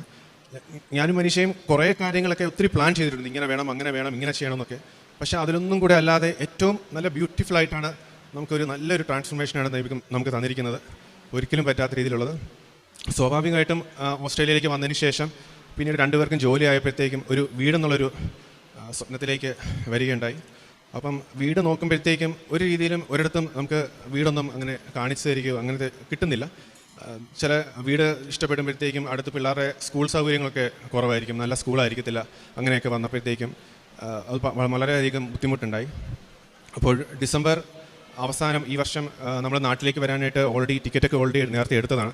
അപ്പം ഒന്നും ആവാതെ വന്നപ്പോഴത്തേക്ക് നമ്മൾ മാതാവിനടുത്ത് ഒരു light A candle online request ചെയ്തായിരുന്നു. നവംബർ 1 മാതാവെ, ഞങ്ങൾ നാട്ടിലേക്ക് പോകുന്നതിന് മുമ്പായിട്ട് തന്നെ ഞങ്ങൾക്കൊരു വീട് എന്നൊരു സ്വപ്നം സാധിച്ചു തരണമേ, അതിന് എന്തെങ്കിലും ഒരു അടയാളം മാതാവ് കാണിച്ചു തരണമേ എന്ന് റിക്വസ്റ്റ് ചെയ്തിട്ടുണ്ടായിരുന്നു. അതിന് 2 ആഴ്ച കഴിഞ്ഞപ്പോഴത്തേക്കും ഞങ്ങളിങ്ങനെ വീട് എല്ലാ ആഴ്ചയും വീക്കെൻഡ്സ് നമ്മളിങ്ങനെ വീട് പോയി നോക്കുന്നുണ്ട്. പക്ഷേ 2 ആഴ്ച കഴിഞ്ഞപ്പോഴത്തേക്കും ഞങ്ങളൊരു വീട് പോയി കാണുകയും ആ വീട് നമുക്ക് ഇഷ്ടപ്പെടുകയും അതിൽ അടയാളം എന്നുള്ള രീതിയിൽ മാതാവിൻ്റെ ഒരു ഫോട്ടോ ഒരു ചുമരിൽ വെച്ചിട്ടുണ്ടായിരുന്നു. അത് ഞങ്ങൾക്ക് അടയാളമായിട്ട് കിട്ടുകയും മാതാവ് കാണിച്ചു തരികയും നമുക്ക് ആ വീട് സ്വന്തമാവുകയും ചെയ്തു. എല്ലാത്തിനും അടുത്തൊരു വലിയൊരു അപേക്ഷ ഞങ്ങൾ വെച്ചിരുന്നു വെച്ചാൽ, എൻ്റെ മകൻ ജുവാൻ, ഇവന് സ്പീച്ചിനൊരു ഡിലേ ഉണ്ടായിരുന്നു ബർത്തിന് ശേഷം. അപ്പം ആദ്യമൊക്കെ സ്പീച്ച് തെറാപ്പിസ്റ്റിനെയൊക്കെ കാണിച്ചിരുന്നെങ്കിലും അത്ര ഒരു വലിയൊരു ഇമ്പ്രൂവ്മെൻറ്റ് ഉണ്ടായിരുന്നില്ല. അപ്പം അങ്ങനെ ഞങ്ങൾ നമ്മുടെ ഉടമ്പടിയിൽ അവനെ വെച്ച് സമർപ്പിച്ച് പ്രാർത്ഥിക്കുകയും മനീഷ കഴിഞ്ഞ 2024 ജവമാല റാലിയിൽ സിംഗപ്പൂരിൽ നിന്ന് ഇവിടെ വരുന്ന അതിൽ പങ്കുചേരുകയും ചെയ്തു. അപ്പോൾ അതിനുശേഷം ഉടമ്പടി തൈലവും ഉപ്പും ഒക്കെ അവൻ്റെ നാവിൽ പുരട്ടി നമ്മൾ സമർപ്പിച്ച് പ്രാർത്ഥിക്കുമായിരുന്നു. പക്ഷേ അതിനുശേഷം അവനൊരു വലിയൊരു ചേഞ്ചാണ് അവനിൽ സംഭവിച്ചത്. അവനിപ്പം നന്നായിട്ട് സംസാരിക്കും, യാതൊരു കുഴപ്പമില്ലാതെ സംസാരിക്കും. 2024 ഞാൻ ഉടമ്പടി എടുത്തെങ്കിലും മാതാവിനോടത്ത് ഞാൻ ഇവിടെ വന്ന് ഈ കിട്ടിയ അനുഭവങ്ങളെല്ലാം ഏറ്റുചൊല്ലാമെന്ന് ഞാൻ സാക്ഷ്യപ്പെടുത്താമെന്ന് പറഞ്ഞിരുന്നു. പക്ഷേ ജൂൺ ജൂലൈയിൽ ഞാനിവിടെ വന്നെങ്കിലും എനിക്കത് സാക്ഷ്യപ്പെടുത്താൻ ഒരു ചമ്മലായിരുന്നു. എന്താ പറയുക, പറയാൻ പറ്റിയില്ല, അങ്ങനത്തെ ഒരു സിറ്റുവേഷൻ ആയിരുന്നു. പക്ഷേ അതിനുശേഷം ഞങ്ങളുടെ ജീവിതത്തിൽ നടന്നിട്ടുള്ള സംഭവങ്ങൾ 2024 എന്നുള്ളൊരു വർഷം ഞങ്ങളുടെ ജീവിതത്തിൽ സംഭവിച്ചതെന്ന് വെച്ചാൽ, ദൈവം ഞങ്ങൾക്കായിട്ട് എല്ലാം ഒരുക്കി തരികയായിരുന്നു.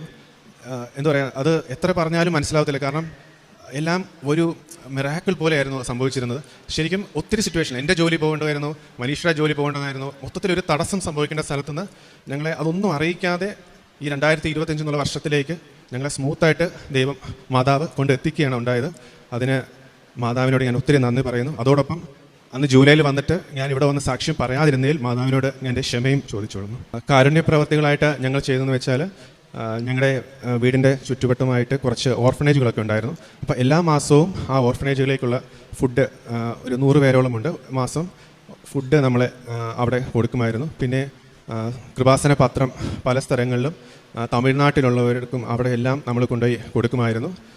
പിന്നെ ഞങ്ങളുടെ ഫ്രണ്ട്സ് വഴിയും കുടുംബക്കാർ വഴിയൊക്കെ വരുമ്പം സുഖമില്ലാത്ത ഉള്ളവരൊക്കെ ഉണ്ടായിരുന്നു. അപ്പോൾ അത് നമ്മുടെ അടുത്ത് വരുന്ന മഹത്വം ഉണ്ടായിരിക്കട്ടെ. പരിശുദ്ധ ദൈവമാതാവ് ജീവനോടെ പ്രത്യക്ഷപ്പെട്ട ഈ ആൾത്താരയിൽ ഇവിടെ വന്ന് സാക്ഷ്യം പറയുവാൻ എന്നെ അനുഗ്രഹിച്ച മാതാവിനും ഈശോയ്ക്കും കോടാനുകോടി നന്ദി ആദ്യമേ പറയുന്നു. എൻ്റെ പേര് ആൻസി ജിജോ. ഞങ്ങൾ മാവേലിക്കരയിൽ നിന്ന് വരുന്നു. ഇതെൻ്റെ ഹസ്ബൻഡ് ജിജോ ജോസഫ്. ഞങ്ങളുടെ 2ാമത്തെ കുഞ്ഞ് എൽന മരിയ. ഞാനിവിടെ ആദ്യമായി ഉടമ്പടി എടുക്കുന്നത് 2025 ഫെബ്രുവരി മാസം 17-ാം തീയതിയാണ്. ഇതിനു മുൻപ് ഞാൻ 2 തവണ കൃപാസനത്തിൽ വന്നെങ്കിലും എനിക്ക് ഉടമ്പടി എടുക്കുവാൻ സാധിച്ചില്ല. അന്ന് ഞാൻ എൻ്റെ ആദ്യത്തെ കുഞ്ഞിനെയും കൊണ്ടാണ് ഇവിടെ വന്നിരുന്നത്. അപ്പോൾ എൻക്വയറി ഓഫീസിൽ അന്വേഷിച്ചപ്പോൾ ഉടമ്പടി ക്ലാസ് ഉണ്ട്, അതിനുശേഷമേ ഉടമ്പടി എടുക്കാൻ സാധിക്കുകയുള്ളൂ എന്ന് എന്നോട് പറഞ്ഞു. അപ്പോൾ കൈക്കുഞ്ഞായതുകൊണ്ട് അത്രയും സമയം കുഞ്ഞിനെയും വെച്ചുകൊണ്ട് ക്ലാസ് അറ്റൻഡ് ചെയ്യുക എനിക്ക് ബുദ്ധിമുട്ടായി തോന്നി. ഞങ്ങൾ തിരിച്ചു പോയിട്ട് വീട്ടിൽ വന്ന് കൃപാസനത്തിൽ തിരിച്ചു വന്ന് ഉടമ്പടി എടുക്കുന്നതിനെ പറ്റി ഉള്ള കാര്യങ്ങളൊന്നും ഞങ്ങൾ വേണ്ടാന്ന് തന്നെ വെച്ചു. അത് മനഃപൂർവ്വം അങ്ങനെ ചെയ്യുക എന്ന് പറയുന്നതാകും ശരി. പിന്നീട് ഞങ്ങളുടെ ജീവിതത്തിൽ ഒട്ടനവധി പല കാര്യങ്ങളെയും കുറിച്ച് തടസ്സങ്ങൾ വന്നപ്പോൾ പിന്നീട് വന്നത് കൃപാസനം തന്നെയാണ്. ഞങ്ങളുടെ അടുത്ത വീട്ടിലെ ആളുകൾ ഞങ്ങളോട് പറഞ്ഞു, കൃപാസനത്തിൽ പോയി ഉടമ്പടി എടുക്കുക, അവർക്ക് കിട്ടിയ അനുഗ്രഹങ്ങളൊക്കെ ഞങ്ങളോട് പറഞ്ഞു. എന്തു തന്നെയായാലും വീണ്ടും കൃപാസനത്തിൽ ഞങ്ങൾ വന്ന് ഞാൻ ഉടമ്പടിക്കായി കയറി. എല്ലാവരെയും പോലെ തന്നെ ആദ്യമായി എൻ്റെ ഭൗതികപരമായ ആവശ്യങ്ങളാണ് ഞാൻ ആ നിയോഗത്തിൽ വെച്ചത്. പക്ഷെ നിയോഗത്തിൽ വെച്ചു ഇവിടെ വന്ന് ഉടമ്പടി എടുത്ത് പ്രാർത്ഥിച്ച് തിരിച്ച് വീട്ടിൽ പോയെങ്കിലും ഉടമ്പടിയിൽ പറഞ്ഞിരുന്ന നിബന്ധനകളൊന്നും ഞാൻ പാലിക്കുവാൻ തയ്യാറായിരുന്നില്ല. അതിലേറ്റവും പ്രധാനപ്പെട്ടത് വിശുദ്ധ കുമ്പസാരമായിരുന്നു. അച്ഛൻ പറഞ്ഞതുപോലെ നമ്മൾ നല്ലൊരു കുമ്പസാരമൊക്കെ നടത്തി മറ്റുള്ളവരോട് ക്ഷമിച്ചിട്ട് വേണം ഉടമ്പടി പ്രാർത്ഥനയിൽ അല്ലെങ്കിൽ ഉടമ്പടി ജീവിതം നയിക്കുവാനെന്ന് പറഞ്ഞു. പക്ഷെ ഞാനത് മനഃപൂർവ്വമായി തന്നെ മാറ്റിവെച്ചു എന്ന് പറയുന്നതാവും ശരി. പ്രാർത്ഥനയൊക്കെ ചെറിയ രീതിയിൽ തുടങ്ങി, സാക്ഷ്യങ്ങളൊക്കെ ചെറുതായിട്ട് കേട്ടു. പക്ഷേ എൻ്റെ ജീവിതത്തിൽ പ്രത്യേകിച്ച് വലിയ മാറ്റങ്ങളൊന്നും വന്നില്ല. പതിയെ ഞാൻ ഉടമ്പടിയെ സ്നേഹിക്കുവാൻ തുടങ്ങിയെന്ന് പറയുന്നതാവും ശരി. അങ്ങനെ ഇരിക്കുകയാണ് ഞങ്ങളുടെ പള്ളിയിൽ വിശുദ്ധ കുർബാന ബുധനാഴ്ച നടക്കുന്നത് വൈകുന്നേരമാണ്. അപ്പോൾ വൈകുന്നേരം മാതാവിൻ്റെ നൊവേനയും ഉണ്ട്. എന്നാൽ കുർബാനയിൽ സംബന്ധിച്ച് നൊവേനയിലും കൂടാമെന്ന് കരുതി ഞങ്ങളുടെ മൂത്ത കുഞ്ഞിനെയും കൊണ്ട് ഞങ്ങൾ കുർബാനയ്ക്കായി പോയി. അപ്പോൾ ഇളയ കുഞ്ഞിനെ വീട്ടിൽ അമ്മയെ ഏൽപ്പിച്ചിട്ടാണ് പോയത്. അപ്പോൾ തിരിച്ചു വന്നപ്പോൾ അമ്മ പറഞ്ഞു, കുഞ്ഞ് ഭയങ്കര കരച്ചിലായിരുന്നു, കുഞ്ഞ് കളിക്കുകയായിരുന്നു, ഒരു പാട്ടയൊക്കെ എടുത്ത് വെച്ച് അതിനകത്ത് കുറച്ച് സാധനങ്ങളൊക്കെ ഉണ്ടായിരുന്നല്ലോ, എന്തോ മൂക്കിലിനുള്ളിൽ കയറ്റിയെന്ന് പറഞ്ഞു. ഞങ്ങൾ നോക്കി, ഒന്നും കണ്ടില്ല. അപ്പം അടുത്ത് വന്ന ആളുകളൊക്കെ പറഞ്ഞു, മൂക്കിലെന്തെങ്കിലും കയറിയിട്ടുണ്ടായിരുന്നെങ്കിൽ കുഞ്ഞിങ്ങനെ ആക്റ്റീവായിട്ട് ഇരിക്കത്തില്ല. ഞാൻ പറഞ്ഞു, എന്നാലും ഹോസ്പിറ്റലിൽ പോകാം. വേണ്ട എന്നെല്ലാവരും പറഞ്ഞു. അപ്പം ഞങ്ങളത് അവിടെ വെച്ച് സ്റ്റോപ്പ് ചെയ്തു. വൈകിട്ട് പ്രാർത്ഥിക്കുവാനായിട്ടിരുന്നു. പ്രാർത്ഥിച്ചപ്പോൾ ഞാൻ ഉടമ്പടി തൈലം എടുത്ത് വിശ്വാസ പ്രമാണം ചൊല്ലി മൂക്കിൻ്റെ പാലത്തിന്മേലൊക്കെ വരച്ചിട്ട് പറഞ്ഞു, മാതാവേ എന്തെങ്കിലും ഇവളെ എടുത്ത് വെച്ചിട്ടുണ്ടെങ്കിൽ നീയായിട്ടങ്ങ് മാറ്റി തന്നേക്കണമേ എന്നും അങ്ങ് പറഞ്ഞു. പിറ്റേ ദിവസം നോക്കിയപ്പോൾ മിക്സറിനകത്തിൽ നമ്മൾ കാണുന്ന ചെറിയൊരു ഉണ്ട പോലത്തെ സാധനമാണ് ഇറങ്ങി വന്നത്. ഞങ്ങളത് മാത്രമേ ഉള്ളൂ എന്ന് വിശ്വസിച്ചിരുന്നു. പിന്നീട് കുഞ്ഞിൻ്റെ മൂക്കിൽ നിന്ന് ശക്തമായിട്ട് മൂക്കൊലിപ്പൊക്കെ വരാൻ തുടങ്ങി. ഞങ്ങൾ പീഡിയാട്രിഷ്യനെ കൊണ്ടുപോയി കാണിച്ചപ്പം പീഡിയാട്രിഷ്യൻ പറഞ്ഞു, പനിയായിട്ടൊന്നുമില്ല കുഞ്ഞിന്, ചിലപ്പം കാലാവസ്ഥയുടെ ആയിരിക്കാം, അതുകൊണ്ടായിരിക്കാം മൂക്കിൽ നിന്നിങ്ങനെ ശക്തമായി മൂക്കൊലിപ്പൊക്കെ ഉണ്ടാകുന്നത്, നേസൽ ഡ്രോപ്സ് ഒക്കെ ഒഴിച്ചാൽ മതിയെന്ന് പറഞ്ഞു. പക്ഷേ കുഞ്ഞ് എന്ത് സമ്മതിച്ചാലും മൂക്കിൽ പിടിക്കാനോ നേസൽ ഡ്രോപ്പ് ഒഴിക്കാനോ ഒന്നും സമ്മതിക്കുന്നില്ല. പക്ഷേ എങ്കിലും ഉടമ്പടി തൈലം തൂത്ത് എന്നും ഞങ്ങൾ പ്രാർത്ഥിക്കുമായിരുന്നു. അങ്ങനെയിരിക്കെ ജൂൺ മാസം 2025 ജൂൺ മാസം 1-ാം തീയതി ഞങ്ങളുടെ വല്യപ്പച്ചൻ്റെ ഓർമ്മ ദിവസമായിരുന്നു.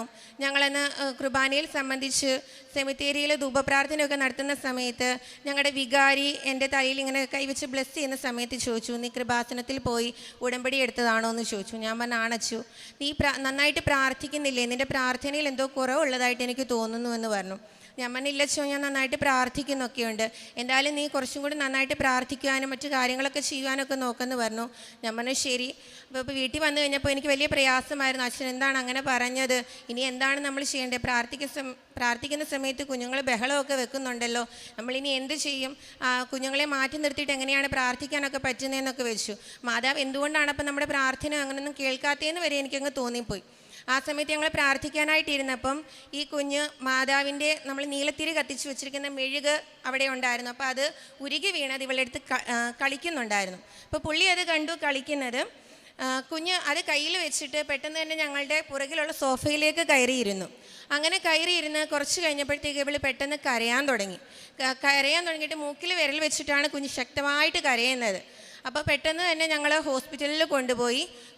നോക്കിയപ്പോൾ ഇവിടെ കയ്യിൽ മെഴുകൊന്നും കാണുന്നൊന്നുമില്ല. അപ്പോൾ ഹോസ്പിറ്റലിലേക്ക് കൊണ്ടുപോയി. അവിടെ ചെന്നപ്പോൾ അവിടെ ഡോക്ടർ ഇല്ലായിരുന്നു, ENT ഇല്ലായിരുന്നു. ഞായറാഴ്ചയാണ്, ഞങ്ങളുടെ അടുത്തങ്ങ് വേറെ ഹോസ്പിറ്റലുകളൊന്നുമില്ല. ഞങ്ങൾ മാവേലിക്കരയിൽ തന്നെയുള്ള വീട്ടിൽ നോക്കുന്ന ഒരു പീഡിയാട്രിഷ്യനെ കൊണ്ടുപോയി കാണിച്ചു. ഡോക്ടർ പറഞ്ഞു, മൂക്കിനുള്ളിൽ എന്തോ ഇരിപ്പുണ്ട്, പക്ഷേ അത് ഡോക്ടറെ എടുക്കാൻ സാധിക്കത്തില്ല, അതൊരു ENTക്ക് മാത്രമേ സാധിക്കത്തുള്ളൂ. മൂക്കിനുള്ളിൽ നമുക്ക് ഒത്തിരി അങ്ങ് പ്രഷർ ചെയ്യാൻ പറ്റത്തില്ല, ഇതെന്തെങ്കിലും ഉണ്ടെങ്കിൽ അകത്തേക്ക് കയറിപ്പോകും. അപ്പോഴാണ് ഡോക്ടർ ഒരു കാര്യം പറഞ്ഞത്, മൂക്കിനുള്ളിൽ എന്തെങ്കിലും കയറിപ്പോയി കഴിഞ്ഞാൽ കുഞ്ഞുങ്ങൾക്ക് ഇൻഫെക്ഷനായിട്ട് മൂക്കിൽ നിന്നും മൂക്കൊലിപ്പുണ്ടാകുകയും ബ്ലഡ് വരികയൊക്കെ ചെയ്യുമെന്ന് പറഞ്ഞു. ഈ കാര്യങ്ങളെല്ലാം തന്നെ ഇവൾക്കുണ്ടായിരുന്നു. നമ്മളത് ശ്രദ്ധിച്ചില്ല എന്ന് പറയുന്നതാവും ശരി. അപ്പോൾ ഞങ്ങൾ എന്ത് തന്നെയായാലും ഡോക്ടർ തന്നെ സജസ്റ്റ് ചെയ്തു. തട്ടാരമ്പലം ഞങ്ങളുടെ അടുത്തുള്ളൊരു സ്ഥലമാണ്, അവിടെ VSM എന്ന് പറയുന്നൊരു ഹോസ്പിറ്റലുണ്ട്, അവിടേക്ക് നിങ്ങൾ വേഗം തന്നെ കൊണ്ടുപോകാൻ പറഞ്ഞു. ഞങ്ങൾ അവിടെ തന്നെ വേഗം തന്നെ കൊണ്ടുപോയി അവിടെ കാഷ്വാലിറ്റിയിൽ കയറി കാണിച്ചു. ഡോക്ടർ നോക്കിയപ്പം സാധനം ഉള്ളിലുണ്ട്. അപ്പോൾ ഈ സമയത്തെല്ലാം തന്നെ ഞാൻ ഉടമ്പടി തൈലം എടുത്ത് അവിടെ മൂക്കിൽ തേച്ചിട്ട് ഞാൻ വിശ്വാസ പ്രമാണം ചൊല്ലി പ്രാർത്ഥിച്ചു. ഞാൻ എന്നിട്ട് പറഞ്ഞു, മാതാവേ, ഞാൻ ചോദിക്കാതെ നീ എനിക്ക് ദാനമായി തന്ന കുഞ്ഞാണ്. ഇതിനു മുൻപ് എനിക്ക് ലഭിച്ച കുഞ്ഞിനെ ഞാൻ ജപമാല ചൊല്ലി നിയോഗം വെച്ച് പ്രാർത്ഥിച്ച് കിട്ടിയതാണ്. ഈ കുഞ്ഞിനെ ഞാൻ ചോദിക്കാതെ തന്നതാണ്. ഇതിനൊരാപത്തും വരാതെ നീ കാത്തുകൊള്ളണേ എന്ന് പറഞ്ഞുകൊണ്ടാണ് ഞാൻ പോയത്. ഉടമ്പടി കാശുരൂപം കയ്യിൽ മുറുകി പിടിച്ച് മനസ്സിൽ വിശ്വാസ പ്രമാണം ചൊല്ലി കുഞ്ഞിനെ ഞാൻ മടിയിലിരുത്തി. ഡോക്ടർ നോക്കി എന്തോ ഒരു നീളത്തിലുള്ളൊരു സാധനം കുഞ്ഞിൻ്റെ മൂക്കിനുള്ളിലേക്ക് ഇട്ടു. കുഞ്ഞിൻ്റെ മൂക്കിൽ നിന്ന് ഇറങ്ങി വന്നത് വട്ടത്തിലുള്ളൊരു വലിയ ഞട്ടാണ്. ആ ഞട്ട് എത്രയും ദിവസം കുഞ്ഞിൻ്റെ മൂക്കിലിരുന്നെന്ന് ഞങ്ങൾക്ക് തന്നെ വിശ്വസിക്കാൻ കഴിഞ്ഞില്ല. ഡോക്ടർ അവിടെ വെച്ച് തന്നെ മരുന്നുകളൊക്കെ ചോദിച്ചു. ഞങ്ങൾ തിരിച്ച് വീട്ടിൽ വന്നു. വീട്ടിൽ വന്നപ്പം തിരിച്ച് ഈ കുഞ്ഞവിടെ കിടന്നുറങ്ങി. എഴുന്നേറ്റിട്ട് കഴിഞ്ഞിട്ട് കുഞ്ഞ് മൂക്കിലൊന്ന് പിടിച്ചു. അപ്പോഴാണ് മാതാവിൻ്റെ തിരി മൂക്കിനുള്ളിൽ നിന്നും തനിയെ ഇറങ്ങി വന്നത്. അപ്പോൾ ഞങ്ങൾക്ക് മനസ്സിലായി മാതാവിൻ്റെ വലിയൊരു സംരക്ഷണം ഞങ്ങളുടെ കുടുംബത്തിനുണ്ടെന്ന്. കാരണം ഞങ്ങൾ അശ്രദ്ധമായി വിട്ടൊരു കാര്യം മാതാവ് ഞങ്ങൾക്ക് കാണിച്ചു തരികയായിരുന്നു. നിങ്ങളുടെ കുഞ്ഞിന് അത്യാഹിതം സംഭവിക്കാമായിരുന്നു. അതിൽ നിന്നും മാതാവ് ഞങ്ങളുടെ കുഞ്ഞിനെ എടുത്തുയർത്തിയെന്ന് തന്നെ പറയാം. അതിന് മാതാവിനോട് 1000 നന്ദി ഞാൻ പറയുന്നു. രണ്ടാമതായിട്ട് എനിക്ക് കിട്ടിയ അനുഗ്രഹം എന്ന് പറയുന്നത് ഞാൻ കേട്ടിട്ട് പാസ്സാകുക എന്നതായിരുന്നു. ഞാൻ 3-4 തവണ കേട്ടിട്ട് എഴുതിയ ഒരു വ്യക്തിയാണ്. എനിക്ക് 2-3 മാർക്കിനൊക്കെയാണ് കേട്ടിട്ട് ഫെയിൽഡായി പോകുന്നത്. അപ്പോൾ ഇത്തവണ ഞാൻ ഉടമ്പടി എടുത്തപ്പം അതിൽ നിയോഗമായിട്ട് സമർപ്പിച്ചു, മാതാവേ, എനിക്ക് കേട്ടിട്ട് പാസ്സാക്കി തരണേ. എൻ്റെ മെറിറ്റിനാൽ ഇത് എനിക്ക് ജയിക്കുവാൻ സാധിക്കില്ലെന്ന് എനിക്ക് നന്നായിട്ടറിയാം. നിൻ്റെ ഇഷ്ടമാണെങ്കിൽ നിനക്ക് എപ്പോഴാണോ എനിക്കിത് തരാൻ ആഗ്രഹം, നീ എനിക്ക് തന്നാൽ മതി എന്ന് പറഞ്ഞ് ഞാൻ നിയോഗത്തിൽ വെച്ചു. ഞാൻ അത് വന്ന് പ്രാർത്ഥിച്ചു. അപ്പോൾ ഡെയിലി ബ്രെഡിൽ അച്ഛൻ പറയുമായിരുന്നു, നിങ്ങൾ ദൈവത്തിന് സമർപ്പിച്ച കാര്യങ്ങൾ എപ്പോഴും ഇങ്ങനെ എടുത്തെടുത്ത് പറയേണ്ട കാര്യമില്ലെന്ന്. അതുകൊണ്ട് തന്നെ അതിൽ പിന്നെ ഞാൻ എൻ്റെ നിയോഗങ്ങൾ ഇന്നതൊക്കെയാണെന്ന് വെച്ച് ഞാൻ പ്രാർത്ഥിക്കാറില്ല. ഞാൻ ആകെ പറയുന്നത്, മാതാവേ, നിൻ്റെ പ്രത്യക്ഷീകരണത്തിന് സാക്ഷിയാക്കി എന്നെയും എൻ്റെ കുടുംബത്തെയും മാറ്റണമേ എന്ന് പറഞ്ഞാണ് ഞാൻ പ്രാർത്ഥിക്കാറ്. അങ്ങനെ പരീക്ഷയുടെ ദിവസമെത്തി. അതിനു മുമ്പ് സെപ്റ്റംബർ 15-ാം തീയതി ഞാനിവിടെ വന്ന് ജോസഫ് അച്ഛനെ കണ്ട് അച്ഛൻ്റെ കൈവെപ്പ് ശുശ്രൂഷയൊക്കെ ലഭിച്ചു. തിരിച്ച് വീട്ടിൽ ചെന്ന് 19-ാം തീയതി എക്സാമാണ്. അപ്പോൾ 18-ാം തീയതി കിടന്നുറങ്ങുമ്പോൾ ഞാനൊരു സ്വപ്നം കാണുകയാണ്. ഞാൻ പരീക്ഷയൊക്കെ എഴുതി വീട്ടിൽ വന്ന് ആൻസറൊക്കെ നോക്കുന്ന സമയത്ത് ഞാൻ ഫെയിലാണ്. അപ്പോൾ ഞാൻ അന്നേരം ചോദിക്കുന്നുണ്ട്, മാതാവേ, ഞാൻ ഉടമ്പടി എടുത്തിട്ടുണ്ടല്ലോ, പിന്നെ നീ എന്തിനാ എന്നെ ഫെയിലാക്കിയത് എന്ന് ചോദിച്ചു. പക്ഷെ റിസൾട്ട് വന്നപ്പം ഞാൻ പാസ്സാകുന്നതായും എനിക്ക് കണ്ടു. അപ്പം ഞാനത് രാവിലെ എഴുന്നേറ്റിട്ട് കുർബാനയ്ക്ക് പോയപ്പോഴും ഇത് തന്നെ അവിടെയുള്ള മാതാവിനോട് ചോദിച്ചു, മാതാവേ, എന്തുകൊണ്ടാണ് ഞാൻ അങ്ങനെ കണ്ടത്? ചിലപ്പോൾ നീ എനിക്ക് വേണ്ടി വലിയൊരു സാക്ഷ്യം എനിക്ക് വേണ്ടി കരുതി വയ്ക്കുകയാണോ? എങ്കിൽ എന്തു തന്നെയാണേലും ഞാനത് ഇരുകരങ്ങളിൽ നീട്ടി സ്വീകരിച്ചുകൊള്ളാമെന്ന് പറഞ്ഞു. ഞാൻ പരീക്ഷയൊക്കെ എഴുതി. പതിവ് പോലെ തന്നെ പരീക്ഷ എഴുതി കഴിഞ്ഞ് വന്നു കഴിയുമ്പം ഈ യൂട്യൂബിൽ ഈ പഠിപ്പിക്കുന്ന ആൾക്കാരെ നമുക്ക് ഇതിൻ്റെ ആൻസേഴ്സൊക്കെ ഇടും. ആ സമയത്ത് ഞാൻ വാല്യുവേഷൻ ചെയ്ത് നോക്കിയപ്പോൾ എനിക്ക് പാസിംഗ് മാർക്ക് പോലും ഇല്ല. അപ്പോൾ എനിക്ക് വളരെയധികം സങ്കടമായി. ഞാനെങ്കിലും മാതാവിനോട് പറഞ്ഞു, മാതാവി, ഇതിപ്പോൾ ഞാൻ സ്വപ്നത്തിൽ കണ്ടതുപോലെ തന്നെയാണല്ലോ, നിൻ്റെ ഇഷ്ടം എന്താണോ അത് എന്നിൽ നിറവേറട്ടെ. ഇതും പറഞ്ഞ് എനിക്ക് കിട്ടിയില്ലെന്നും പറഞ്ഞ് ഞാൻ ഇനി നിന്നെ വിളിക്കാതിരിക്കാനൊന്നും പോകത്തില്ല. ഞാൻ നിന്നോട് ഇപ്പോഴേ ഉറപ്പ് തരികയാണ്, ഞാൻ പ്രാർത്ഥിക്കും, അതുപോലെ തന്നെ പള്ളിയിൽ പോവുകയും മറ്റെല്ലാ കാര്യങ്ങളും ചെയ്യും. കാരണം എനിക്കിനി ഈ വിശ്വാസത്തിൽ നിന്നും പുറമോട്ട് പോകാൻ സാധിക്കുകയില്ല. ഇത് എനിക്ക് നീ നെഗറ്റീവായിട്ടാണ് വരുന്നതെങ്കിൽ നീ എനിക്കത് സ്വീകരിക്കാനുള്ളൊരു കൃപ തന്നാൽ മതി, അതിനുള്ള ആത്മബലം നീ എനിക്ക് തന്നാൽ മതി എന്ന് പറഞ്ഞ് ഞാൻ പ്രാർത്ഥിച്ചു. ഇനിയും ഞാൻ റിസൾട്ട് വരുമ്പോൾ മാത്രമേ ഞാൻ നോക്കത്തുള്ളൂ എന്ന് പറഞ്ഞു. അത് പറഞ്ഞ് ഞാൻ ഇരുന്നു. അങ്ങനെ ഇരിക്കെ നവംബർ മാസത്തിൽ റെക്ടിഫിക്കേഷൻ വന്നു. ഞാൻ നോക്കിയില്ല. അന്ന് ഞാൻ സാക്ഷ്യം കേട്ടപ്പം ഒരു ചേച്ചി ഇവിടെ നിന്ന് സാക്ഷ്യം പറയുന്നത് ഞാൻ കേട്ടു. മാതാവിൻ്റെ ബർത്ത്ഡേയുടെ ഗിഫ്റ്റായിട്ട് അവർക്ക് ഇന്ന കാര്യം വേണമെന്ന് പറഞ്ഞായിരുന്നു. അപ്പം ഞാനും അതുപോലെ പ്രാർത്ഥിച്ചു, മാതാവേ, ഡിസംബർ മാസം അമ്മയുടെ പ്രത്യക്ഷീകരണ മാസമല്ലേ, ആ മാസത്തിൽ അമ്മ എനിക്ക് തരാൻ ഇഷ്ടമാണെങ്കിൽ എന്നെ അതൊന്ന് പാസ്സാക്കി തരുമോ എന്ന് ചോദിച്ചു. അഥവാ അമ്മയ്ക്ക് താല്പര്യമില്ലെങ്കിൽ വേണ്ട എന്ന് ഞാൻ പറഞ്ഞതുപോലെ തന്നെ ഡിസംബർ മാസം 3-ാം തീയതി ബുധനാഴ്ചയാണ് എൻ്റെ റിസൾട്ട് വന്നത്. റിസൾട്ട് വന്നപ്പോൾ എനിക്ക് ആകെപ്പാടെ പേടിയായിരുന്നു നോക്കാൻ പോലും. ഞാൻ ഓടിച്ചെന്ന് 2 തിരികളും എടുത്തു വെച്ച് കത്തിച്ച് പ്രത്യക്ഷീകരണ പ്രാർത്ഥനയൊക്കെ ചൊല്ലിയിട്ട് റിസൾട്ട് ഞാൻ നോക്കി. ക്വാളിഫൈഡ് എന്ന് എഴുതി വെച്ചിരിക്കുന്നു. അതെനിക്കറിയാം എൻ്റെ മെറിറ്റിനാൽ കിട്ടിയ കാര്യമേ അല്ലെന്ന്. ഞാൻ പരീക്ഷയ്ക്ക് പോയ സമയത്ത് ഉടമ്പടി ഉപ്പ് ഞാൻ എൻ്റെ ഡെസ്കിലും ഞാൻ എൻ്റെ സീറ്റിന് താഴെയും ഇട്ട് വിതറി. ഡെസ്കിൽ വെച്ചിരുന്ന കുറച്ച് ഉപ്പ് തരികൾ OMR ഷീറ്റ് കിട്ടിയപ്പോൾ ആ ഷീറ്റിൻ്റെ പുറത്തിട്ട് ഞാൻ വിശ്വാസ പ്രമാണം ചൊല്ലി പ്രാർത്ഥിച്ചു. എല്ലായ്പ്പോഴും ഞാൻ പരീക്ഷ എഴുതുമ്പോൾ എന്തെങ്കിലുമൊക്കെ മിസ്സിങ്ങുകളൊക്കെ എനിക്ക് സംഭവിക്കും. പ്രത്യേകിച്ച് പാർട്ട് 2 എഴുതുന്ന സമയത്ത് ഓപ്ഷൻ സിക്ക് പകരം ഓപ്ഷൻ ഡി കറപ്പിക്കുക, അങ്ങനെയുള്ള ചില പരിപാടികളൊക്കെ എനിക്കുണ്ടായിരുന്നു. എന്നാൽ ഇപ്രാവശ്യം എനിക്കതൊന്നും ചെയ്യേണ്ടി വന്നില്ല. എല്ലാം എന്തോ യാന്ത്രികമായി തന്നെ സംഭവിക്കുന്നതായിട്ട് എനിക്ക് തോന്നി. വളരെ സമാധാനപൂർവ്വമാണ് ഞാൻ പോയി പരീക്ഷയൊക്കെ എഴുതിയിരുന്നത്. അതിനാൽ തന്നെ ഞാൻ ഓടി വന്ന് അന്നേരം തന്നെ മാതാവിനോട് നന്ദി പറഞ്ഞു. പെട്ടെന്ന് തന്നെ മാതാവിൻ്റെ ഒരു ഫോട്ടോ ഒക്കെ എടുത്ത് ഞാൻ സ്റ്റാറ്റസ് ഇട്ടിട്ട് പറഞ്ഞു, ഞാൻ കേട്ടിട്ട് പാസ്സായി, ഇതെൻ്റെ അമ്മ എനിക്ക് നേടിത്തന്നാന്ന് പറഞ്ഞ് അന്നേരം തന്നെ ഞാൻ അമ്മയുടെ നാമത്തെ മഹത്വപ്പെടുത്തി. പിന്നെ മറ്റൊരു സാക്ഷ്യമെന്ന് പറയുന്നത്, ഞങ്ങൾ 2023 ഞങ്ങൾ കുറച്ച് സ്ഥലം വാങ്ങിച്ചായിരുന്നു വീട് പണിയാനായിട്ട്. അപ്പോൾ ആ സ്ഥലം വാങ്ങിച്ച് 2023 തന്നെ ഞങ്ങൾ കല്ലിട്ട് അങ്ങനെ തന്നെ കിടന്നതല്ലാതെ വേറെ പ്രയോജനമൊന്നും ഉണ്ടായില്ല. 2024 ജനുവരി മാസത്തിൽ ഞങ്ങൾ അതിൻ്റെ ഫൗണ്ടേഷൻ കെട്ടി. 2024 ഡിസംബറിലാണ് ഞങ്ങൾ അതിനെ കട്ടള വെച്ചത്. കട്ടള വെച്ച് കഴിഞ്ഞിട്ട് മുന്നോട്ട് പണിയൊന്നും പോകുന്നൊന്നുമില്ലായിരുന്നു. ഇവിടെ വന്ന് ഞാൻ ഉടമ്പടി പുതുക്കി നിയോഗം വെച്ചത്, മാതാവേ തടസ്സം കൂടാതെ പണികളൊക്കെ നന്നായിട്ട് പോകണേ എന്നായിരുന്നു. അതുപോലെ തന്നെ ഞങ്ങളുടെ ഭാഗത്തുനിന്നും ഒരു വീഴ്ചയും വരാതെ ആ സമയത്ത് കോൺട്രാക്ടർക്ക് കൊടുക്കാനുള്ള പൈസയൊക്കെ എവിടെ നിന്നാണെന്നറിയില്ല, എങ്കിലും കറങ്ങി തിരിഞ്ഞ് നമ്മുടെ കയ്യിൽ മാതാവ് കൊണ്ടുവന്ന് നമ്മൾക്ക് ഏൽപ്പിച്ചു തരുന്നത് പോലെ തോന്നി. അത് ഇപ്പോൾ വീടിൻ്റെ ഫുൾ തേപ്പൊക്കെ കഴിഞ്ഞ് നിൽക്കുകയാണ്. ഇനി ബാക്കി കുറച്ച് വർക്കുകൾ മാത്രമേ ബാക്കിയുള്ളൂ. പിന്നീട് മാതാവിൻ്റെ അടയാളങ്ങൾ ഞാൻ ചോദിച്ചിട്ടുണ്ടായിരുന്നു. അച്ഛൻ്റെ ഡെയിലി ബ്രെഡൊക്കെ ഈ കൂടുന്ന സമയത്ത് ഞാൻ പ്രാർത്ഥിക്കുമായിരുന്നു, മാതാവേ എന്തെങ്കിലും നിൻ്റെ ഒരു അടയാളം എനിക്ക് നീ തന്നിരുന്നെങ്കിൽ എന്ന് ഞാൻ ഇങ്ങനെ പറഞ്ഞ് പ്രാർത്ഥിച്ചിട്ടുണ്ട്. ആ സമയത്ത് ഞങ്ങൾ കുഞ്ഞുങ്ങളെയും കൊണ്ട് ഒരു ഷോപ്പിൽ പോയപ്പം അവിടെ ഒരു ഗ്രേ കളർ ചുരിദാറിട്ട് ഒരു ചേച്ചി വന്നായിരുന്നു. ആ ചേച്ചി എൻ്റെ അടുത്ത് വന്നിട്ട് ചോദിച്ചു, മോളെ കൃപാസനം പത്രം കയ്യിലുണ്ടോ എന്ന് ചോദിച്ചു. ഞാൻ പറഞ്ഞു, ഇല്ല ചേച്ചി വീട്ടിൽ ഇരിക്കുന്നതെന്ന് പറഞ്ഞു. അല്ല മോളെ ഞാനിത് തരാനായിട്ട് വന്നതാ എന്ന് പറഞ്ഞു. ബാഗ് തുറന്നു, പക്ഷെ ബാഗിനകത്തിൽ പത്രമൊന്നും കണ്ടില്ല. ആ ചേച്ചി എൻ്റെ തോളത്ത് തട്ടിയിട്ട് ചോദിച്ചു, മോളെ നീ സാക്ഷ്യം പറഞ്ഞിട്ടുണ്ടോ? ഞാൻ പറഞ്ഞു, ഇല്ലമ്മേ സാക്ഷ്യം പറയാറൊന്നും ആയില്ല. അന്നേരം എൻ്റെ തോളത്ത് തട്ടിയിട്ട് പറഞ്ഞു, നിനക്ക് ഉടനെ തന്നെ സാക്ഷ്യം പറയാനുള്ള അവസരം ഉണ്ടാകുമെന്ന് പറഞ്ഞു. ഞാൻ ചോദിച്ചു, അമ്മ എങ്ങനെയാണ് വന്നത്? അതെൻ്റെ മകനാണ് എന്നെ ഇവിടെ കൊണ്ടുവന്നേക്കുന്നത്, അവൻ താഴെ നിൽക്കുകയാണ്, ഞാൻ പോട്ടെ എന്ന് പറഞ്ഞു. പിന്നീട് അവിടെ ആ ഫ്ലോറിലും താഴെയൊക്കെ ഞങ്ങൾ പോയി ആ ചേച്ചിയെ നോക്കിയെങ്കിലും കണ്ടില്ല. അത് മാതാവ് എനിക്ക് തന്ന ഒരു അടയാളമാണെന്ന് ശക്തമായി തന്നെ ഞാൻ വിശ്വസിക്കുന്നു. പിന്നെ ഡിസംബർ 7-ാം തീയതി അമ്മയുടെ പ്രത്യക്ഷീകരണ ദിനമായിരുന്നല്ലോ. അന്ന് ഞങ്ങൾക്ക് ഇവിടെ വന്ന് അമ്മയെ ഒന്ന് വണങ്ങണമെന്ന് വലിയ ആഗ്രഹമായിരുന്നു. പക്ഷേ അതിന് സാധിച്ചില്ല. അച്ഛൻ്റെ ഡെയിലി ബ്രെഡൊക്കെ പ്രാർത്ഥനയിൽ പ്രാർത്ഥിച്ചുകൊണ്ടൊക്കെ ഇരുന്ന സമയത്ത് ഞങ്ങൾ നീലത്തിരിയിൽ മാതാവിൻ്റെ വിമല ഹൃദയം അന്ന് തന്നെ ഞങ്ങൾക്ക് കാണുവാൻ സാധിക്കുകയുണ്ടായി. അത് 2ാമത്തെ പ്രാവശ്യമായിരുന്നു ഞങ്ങൾക്ക് അങ്ങനെ തിരിയിൽ ഹൃദയം കാണാൻ സാധിച്ചത്. പിന്നീട് ഉടമ്പടി എടുത്തതിന് ശേഷം എൻ്റെ ജീവിതത്തിൽ വന്ന ആത്മീയമായ മാറ്റമെന്ന് പറയുന്നത്, ഞാൻ വളരെ ദേഷ്യമുള്ള ഒരാളായിരുന്നു. തൊട്ടതിനും പിടിച്ചതിനും ഒക്കെ എനിക്ക് വലിയ ദേഷ്യമായിരുന്നു. ഉടമ്പടി എടുത്ത് 1-2 പുതുക്കലിലൊന്നും എനിക്ക് വ്യത്യാസമൊന്നും വന്നില്ല. പതിയെ ആ ദേഷ്യം എനിക്ക് കൺട്രോൾ ചെയ്യാൻ സാധിച്ചു. പിന്നെ മറ്റുള്ളവരോട് ക്ഷമിക്കാനുള്ളൊരു കഴിവ് അതെനിക്കില്ലായിരുന്നു. ഞാൻ ഉടമ്പടി എടുത്തു കഴിഞ്ഞിട്ട് ഞാൻ പറഞ്ഞിട്ടുണ്ട്, എന്നോട് അവരിങ്ങനെയൊക്കെ ചെയ്തിട്ടില്ലേ, പിന്നെ ഞാനെന്തിനാണ് അവരോട് ക്ഷമിക്കുന്നതെന്ന്. പിന്നീടാണ് എനിക്ക് മനസ്സിലായത്, ഈശോ കുരിശിൽ കിടക്കുന്ന സമയത്ത് ഈശോ പറഞ്ഞിട്ടുണ്ടല്ലോ, ദൈവമേ ഇവർ ചെയ്യുന്നത് എന്തെന്ന് ഇവരറിയുന്നില്ല, ഇവരോട് ക്ഷമിക്കണമേ. തന്നെ ദ്രോഹിച്ചവരെ പോലും ഈശോ ക്ഷമിക്കുന്നുണ്ടെങ്കിൽ ഒരു സാധാരണക്കാരിയായ നമുക്ക് എന്തുകൊണ്ട് ക്ഷമിച്ചുകൂടാ എന്നുള്ളൊരു തോന്നൽ എൻ്റെ ഉള്ളിലുണ്ടായി. അങ്ങനെ ഞാൻ അവർക്ക് വേണ്ടി പ്രാർത്ഥിക്കുവാനും അവരോട് ക്ഷമിക്കുവാനുള്ള കൃപ ഈശോയോട് ഞാൻ യാചിച്ചുകൊണ്ടേയിരുന്നു.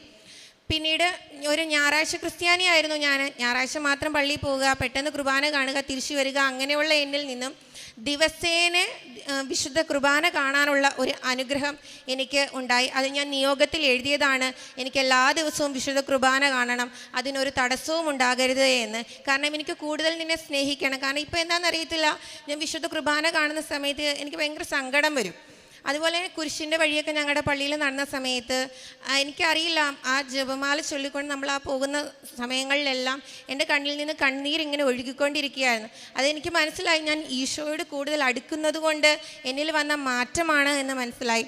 പിന്നീട് ഞാൻ ഓരോ സാക്ഷ്യങ്ങൾ കേൾക്കുമ്പോഴും ഞാൻ എന്നെ തന്നെ സ്വയമേ പരിശോധിക്കാറുണ്ട്. എന്നിൽ എന്തെങ്കിലും കുറവുകളുണ്ടോ, ആ കുറവുകൾ ഞാൻ നികത്തേണ്ടതായിട്ടുണ്ടോ. അങ്ങനെ ഞാൻ സാക്ഷ്യങ്ങൾ കേട്ടുകൊണ്ടിരുന്നപ്പോഴാണ് ഈ അൾത്താരയിൽ ഒരു ചേച്ചി വന്നിരുന്ന സാക്ഷ്യം പറഞ്ഞു. അവരുടെ ചേട്ടത്തിയുടെ ഭർത്താവിനോട് അവർ 1.5 വർഷമായി മിണ്ടിയിട്ട് അതുകൊണ്ടാണ് അവർക്ക് അനുഗ്രഹങ്ങൾ ലഭിക്കാൻ എന്തോ തടസ്സമുള്ളതുപോലെ എന്ന് പറഞ്ഞു. അപ്പോഴാണ് ഞാനും ആലോചിച്ചത്, ശരിയാണ്, ഞാൻ എൻ്റെ പപ്പായുടെ പെങ്ങളോട് മിണ്ടിയിട്ട് ഏകദേശം 2 വർഷത്തോളമായി. പേഴ്സണലായിട്ട് പല കാര്യങ്ങളും ഉണ്ടായിരിക്കാം, പക്ഷെ ഞാൻ ചെയ്ത് തെറ്റാണെന്ന് എനിക്ക് മനസ്സിലായി. ഞാൻ ഉടനെ തന്നെ അവരെ വിളിച്ച് സംസാരിച്ചു. അപ്പോൾ അന്ന് തന്നെയാണ് എനിക്ക് അതിൻ്റെ പിറ്റേ ദിവസമാണ് എനിക്ക് മാതാവിൻ്റെ ഹൃദയം കാണുവാനും ഇടയായത്. അത് മാതാവ് എന്നിൽ ചെയ്ത ഒരു വലിയൊരു കാര്യമായിട്ട് ഞാൻ വിശ്വസിക്കുന്നു. കാരണം എനിക്ക് മറ്റുള്ളവർക്ക് വേണ്ടി പ്രാർത്ഥിക്കാനോ അല്ലെങ്കിൽ അവരുടെ നിയോഗങ്ങളെക്കുറിച്ച് മനസ്സറിഞ്ഞ് ചെയ്യുവാനോ ഉള്ളൊരു കൃപയൊന്നും എനിക്കില്ലായിരുന്നു. അതെല്ലാം തന്നത് എൻ്റെ ഈശോയും മാതാവുമാണെന്ന് ഞാൻ വിശ്വസിക്കുന്നു. ഞങ്ങളുടെ കാരുണ്യ പ്രവൃത്തികളെന്ന് പറഞ്ഞു കഴിഞ്ഞാൽ ഞങ്ങൾ പൊതിച്ചോറ് വാങ്ങി എല്ലാവർക്കും കൊടുക്കുമായിരുന്നു. പിന്നീട് ഞങ്ങൾ ഹോസ്പിറ്റലുകളിൽ രാവിലത്തെ ഭക്ഷണം കൊണ്ടുവന്ന് കൊടുത്തു.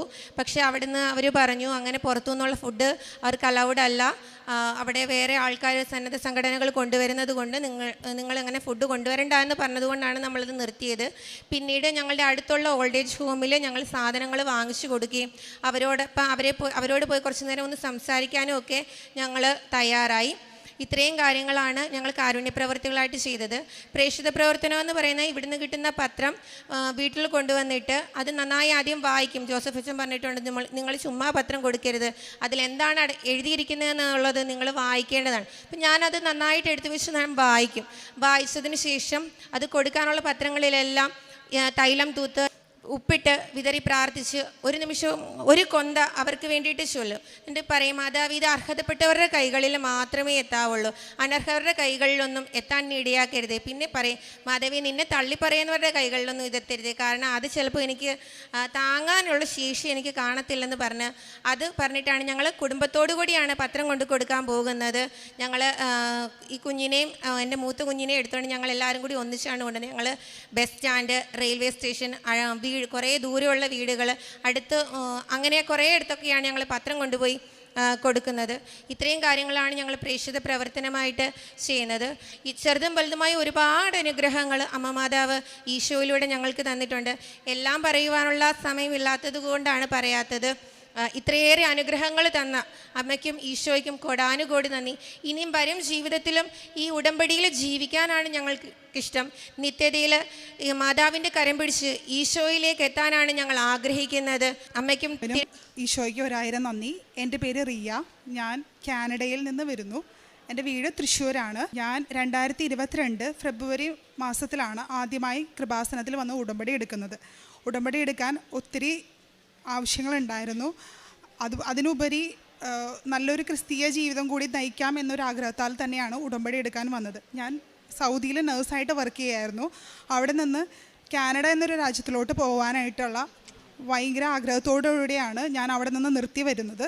ഞാൻ 10 വർഷമായിട്ട് കാനഡയ്ക്ക് പോകാനായിട്ട് ശ്രമിച്ചുകൊണ്ടിരിക്കുകയാണ്. അതിനുവേണ്ടി 4 തവണ IELTS എഴുതുകയും അതിനുള്ള ആവശ്യമായ സ്കോർ ലഭിക്കാതെയും പല സ്ഥലത്ത് ഏജൻസിയിൽ പൈസ കൊടുക്കുകയും പൈസ പോവുകയും ചെയ്തിട്ടുണ്ട്.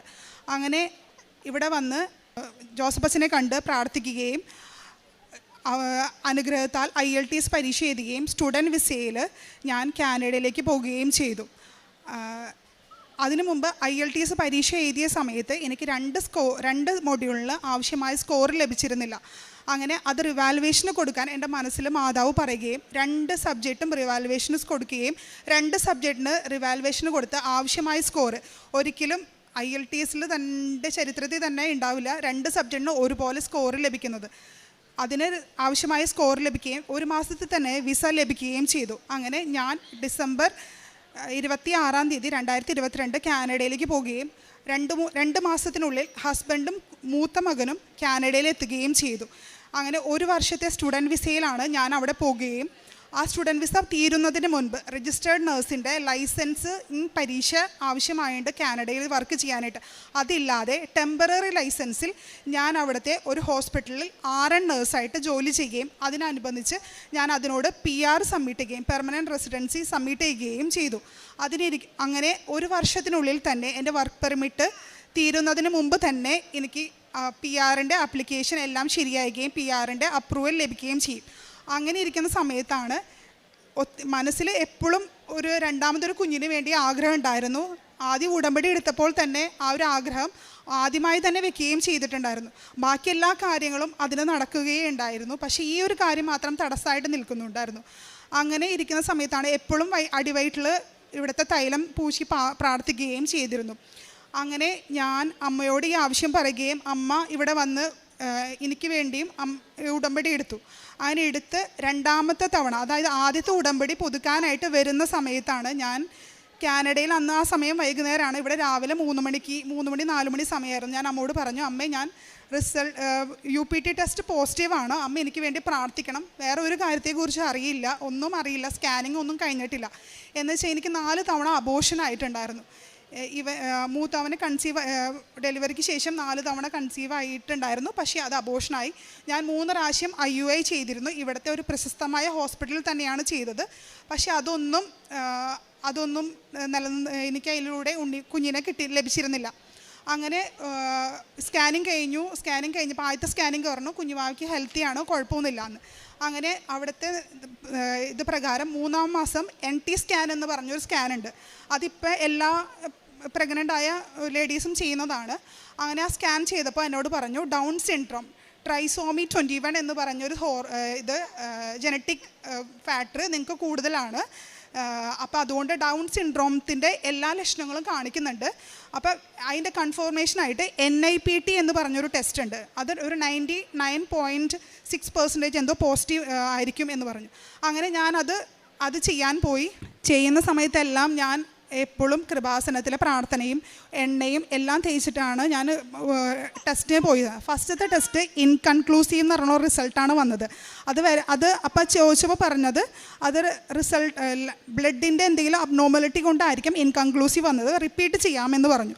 അപ്പോൾ റിപ്പീറ്റ് ചെയ്യാമെന്ന് പറഞ്ഞപ്പോൾ ഞാൻ പറഞ്ഞു ഇല്ല, ഇതെനിക്ക് മാതാവ് തന്ന കുഞ്ഞാണ്, ഞങ്ങൾക്ക് ഇനി റിപ്പീറ്റൊന്നും ചെയ്യേണ്ട. അപ്പോൾ അതിൻ്റെ ഇടയിൽ ഞങ്ങളുടെ ഡോക്ടർ പറഞ്ഞു ടെർമിനേഷൻ, പുറത്തുള്ള രാജ്യത്ത് ഇങ്ങനെയുള്ള കുട്ടികളെ വളർത്തുന്നതിനോടും അബോർഷൻ അവിടെ ഒരു ലീഗലായി പ്രൊസീജിയർ ആയതുകൊണ്ടും അവർ പറഞ്ഞു ടെർമിനേഷനെ കുറിച്ച് സംസാരിക്കാം, ജനറ്റിക് കൗൺസിലിനെ റെഫർ ചെയ്തു. അപ്പോൾ ജനറ്റിക് കൗൺസിലിനോട് ഞാൻ പറഞ്ഞു ഞങ്ങൾക്ക് ഈ കുഞ്ഞിനെ മാതാവ് തന്നതാണ്, ഞങ്ങൾക്ക് യാതൊരു കുഴപ്പമില്ല, ഏത് രീതിയിലായാലും ഞങ്ങൾ അതിനെ സ്വീകരിക്കാൻ തയ്യാറാണ്, ഞങ്ങൾക്ക് ഇനി ഒരു ടെസ്റ്റും വേണ്ട എന്ന് പറഞ്ഞു.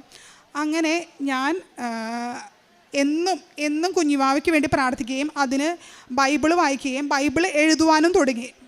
പുതിയ നിയമത്തിലെ സുവിശേഷങ്ങൾ 4 സുവിശേഷങ്ങൾ ഞാൻ ഈ ഗർഭകാലത്ത് മൊത്തം എഴുതി തീർക്കുകയും എല്ലാ ദിവസവും 5:30 പ്രാർത്ഥിക്കുകയും അടിവയറ്റിൽ തൈലം പൂശുകയും ഉപ്പ് തരിയായിട്ട് കഴിക്കുകയും ചെയ്തിരുന്നു. അങ്ങനെ കഴിഞ്ഞ ഈ മെയ് 24-ാം തീയതി 2025 മെയ് 24-ാം തീയതി നല്ലൊരു ആരോഗ്യമുള്ള ഒരു പെൺകുഞ്ഞിനെ തന്ന് ദൈവം ഞങ്ങളെ അനുഗ്രഹിച്ചു. ദൈവം തന്ന ഒരുപാട് അനുഗ്രഹങ്ങൾക്ക് ഞങ്ങൾ നന്ദി പറയുന്നു. ചെറുതും വലുതുമായി ഒത്തിരി അനുഗ്രഹങ്ങൾ ഞങ്ങളുടെ ജീവിതത്തിൽ ലഭിച്ചിട്ടുണ്ട്. എനിക്ക് വേണ്ടി പ്രാർത്ഥിച്ച എല്ലാവർക്കും ഞാനിതിൽ നന്ദി പറയുന്നു. മാതാവിനോട് ഒത്തിരി നന്ദി പറയുന്നു. ഞാൻ ഇപ്പോൾ ഇവിടെ വന്നിരുന്നപ്പോൾ പറയായിരുന്നു 2022 ഫെബ്രുവരി മാസത്തിൽ ഞാനിവിടെ കണ്ണീരോടുകൂടിയാണ് വന്നത്. ഇന്നിപ്പോൾ ഞാൻ സന്തോഷത്തോടുകൂടിയാണ് നിൽക്കുന്നത്. അപ്പോൾ എല്ലാവരോടും പറയാറുള്ളത് നിങ്ങളുടെ കണ്ണീരുകൾ എല്ലാം മാതാവ് കാണുന്നുണ്ട്.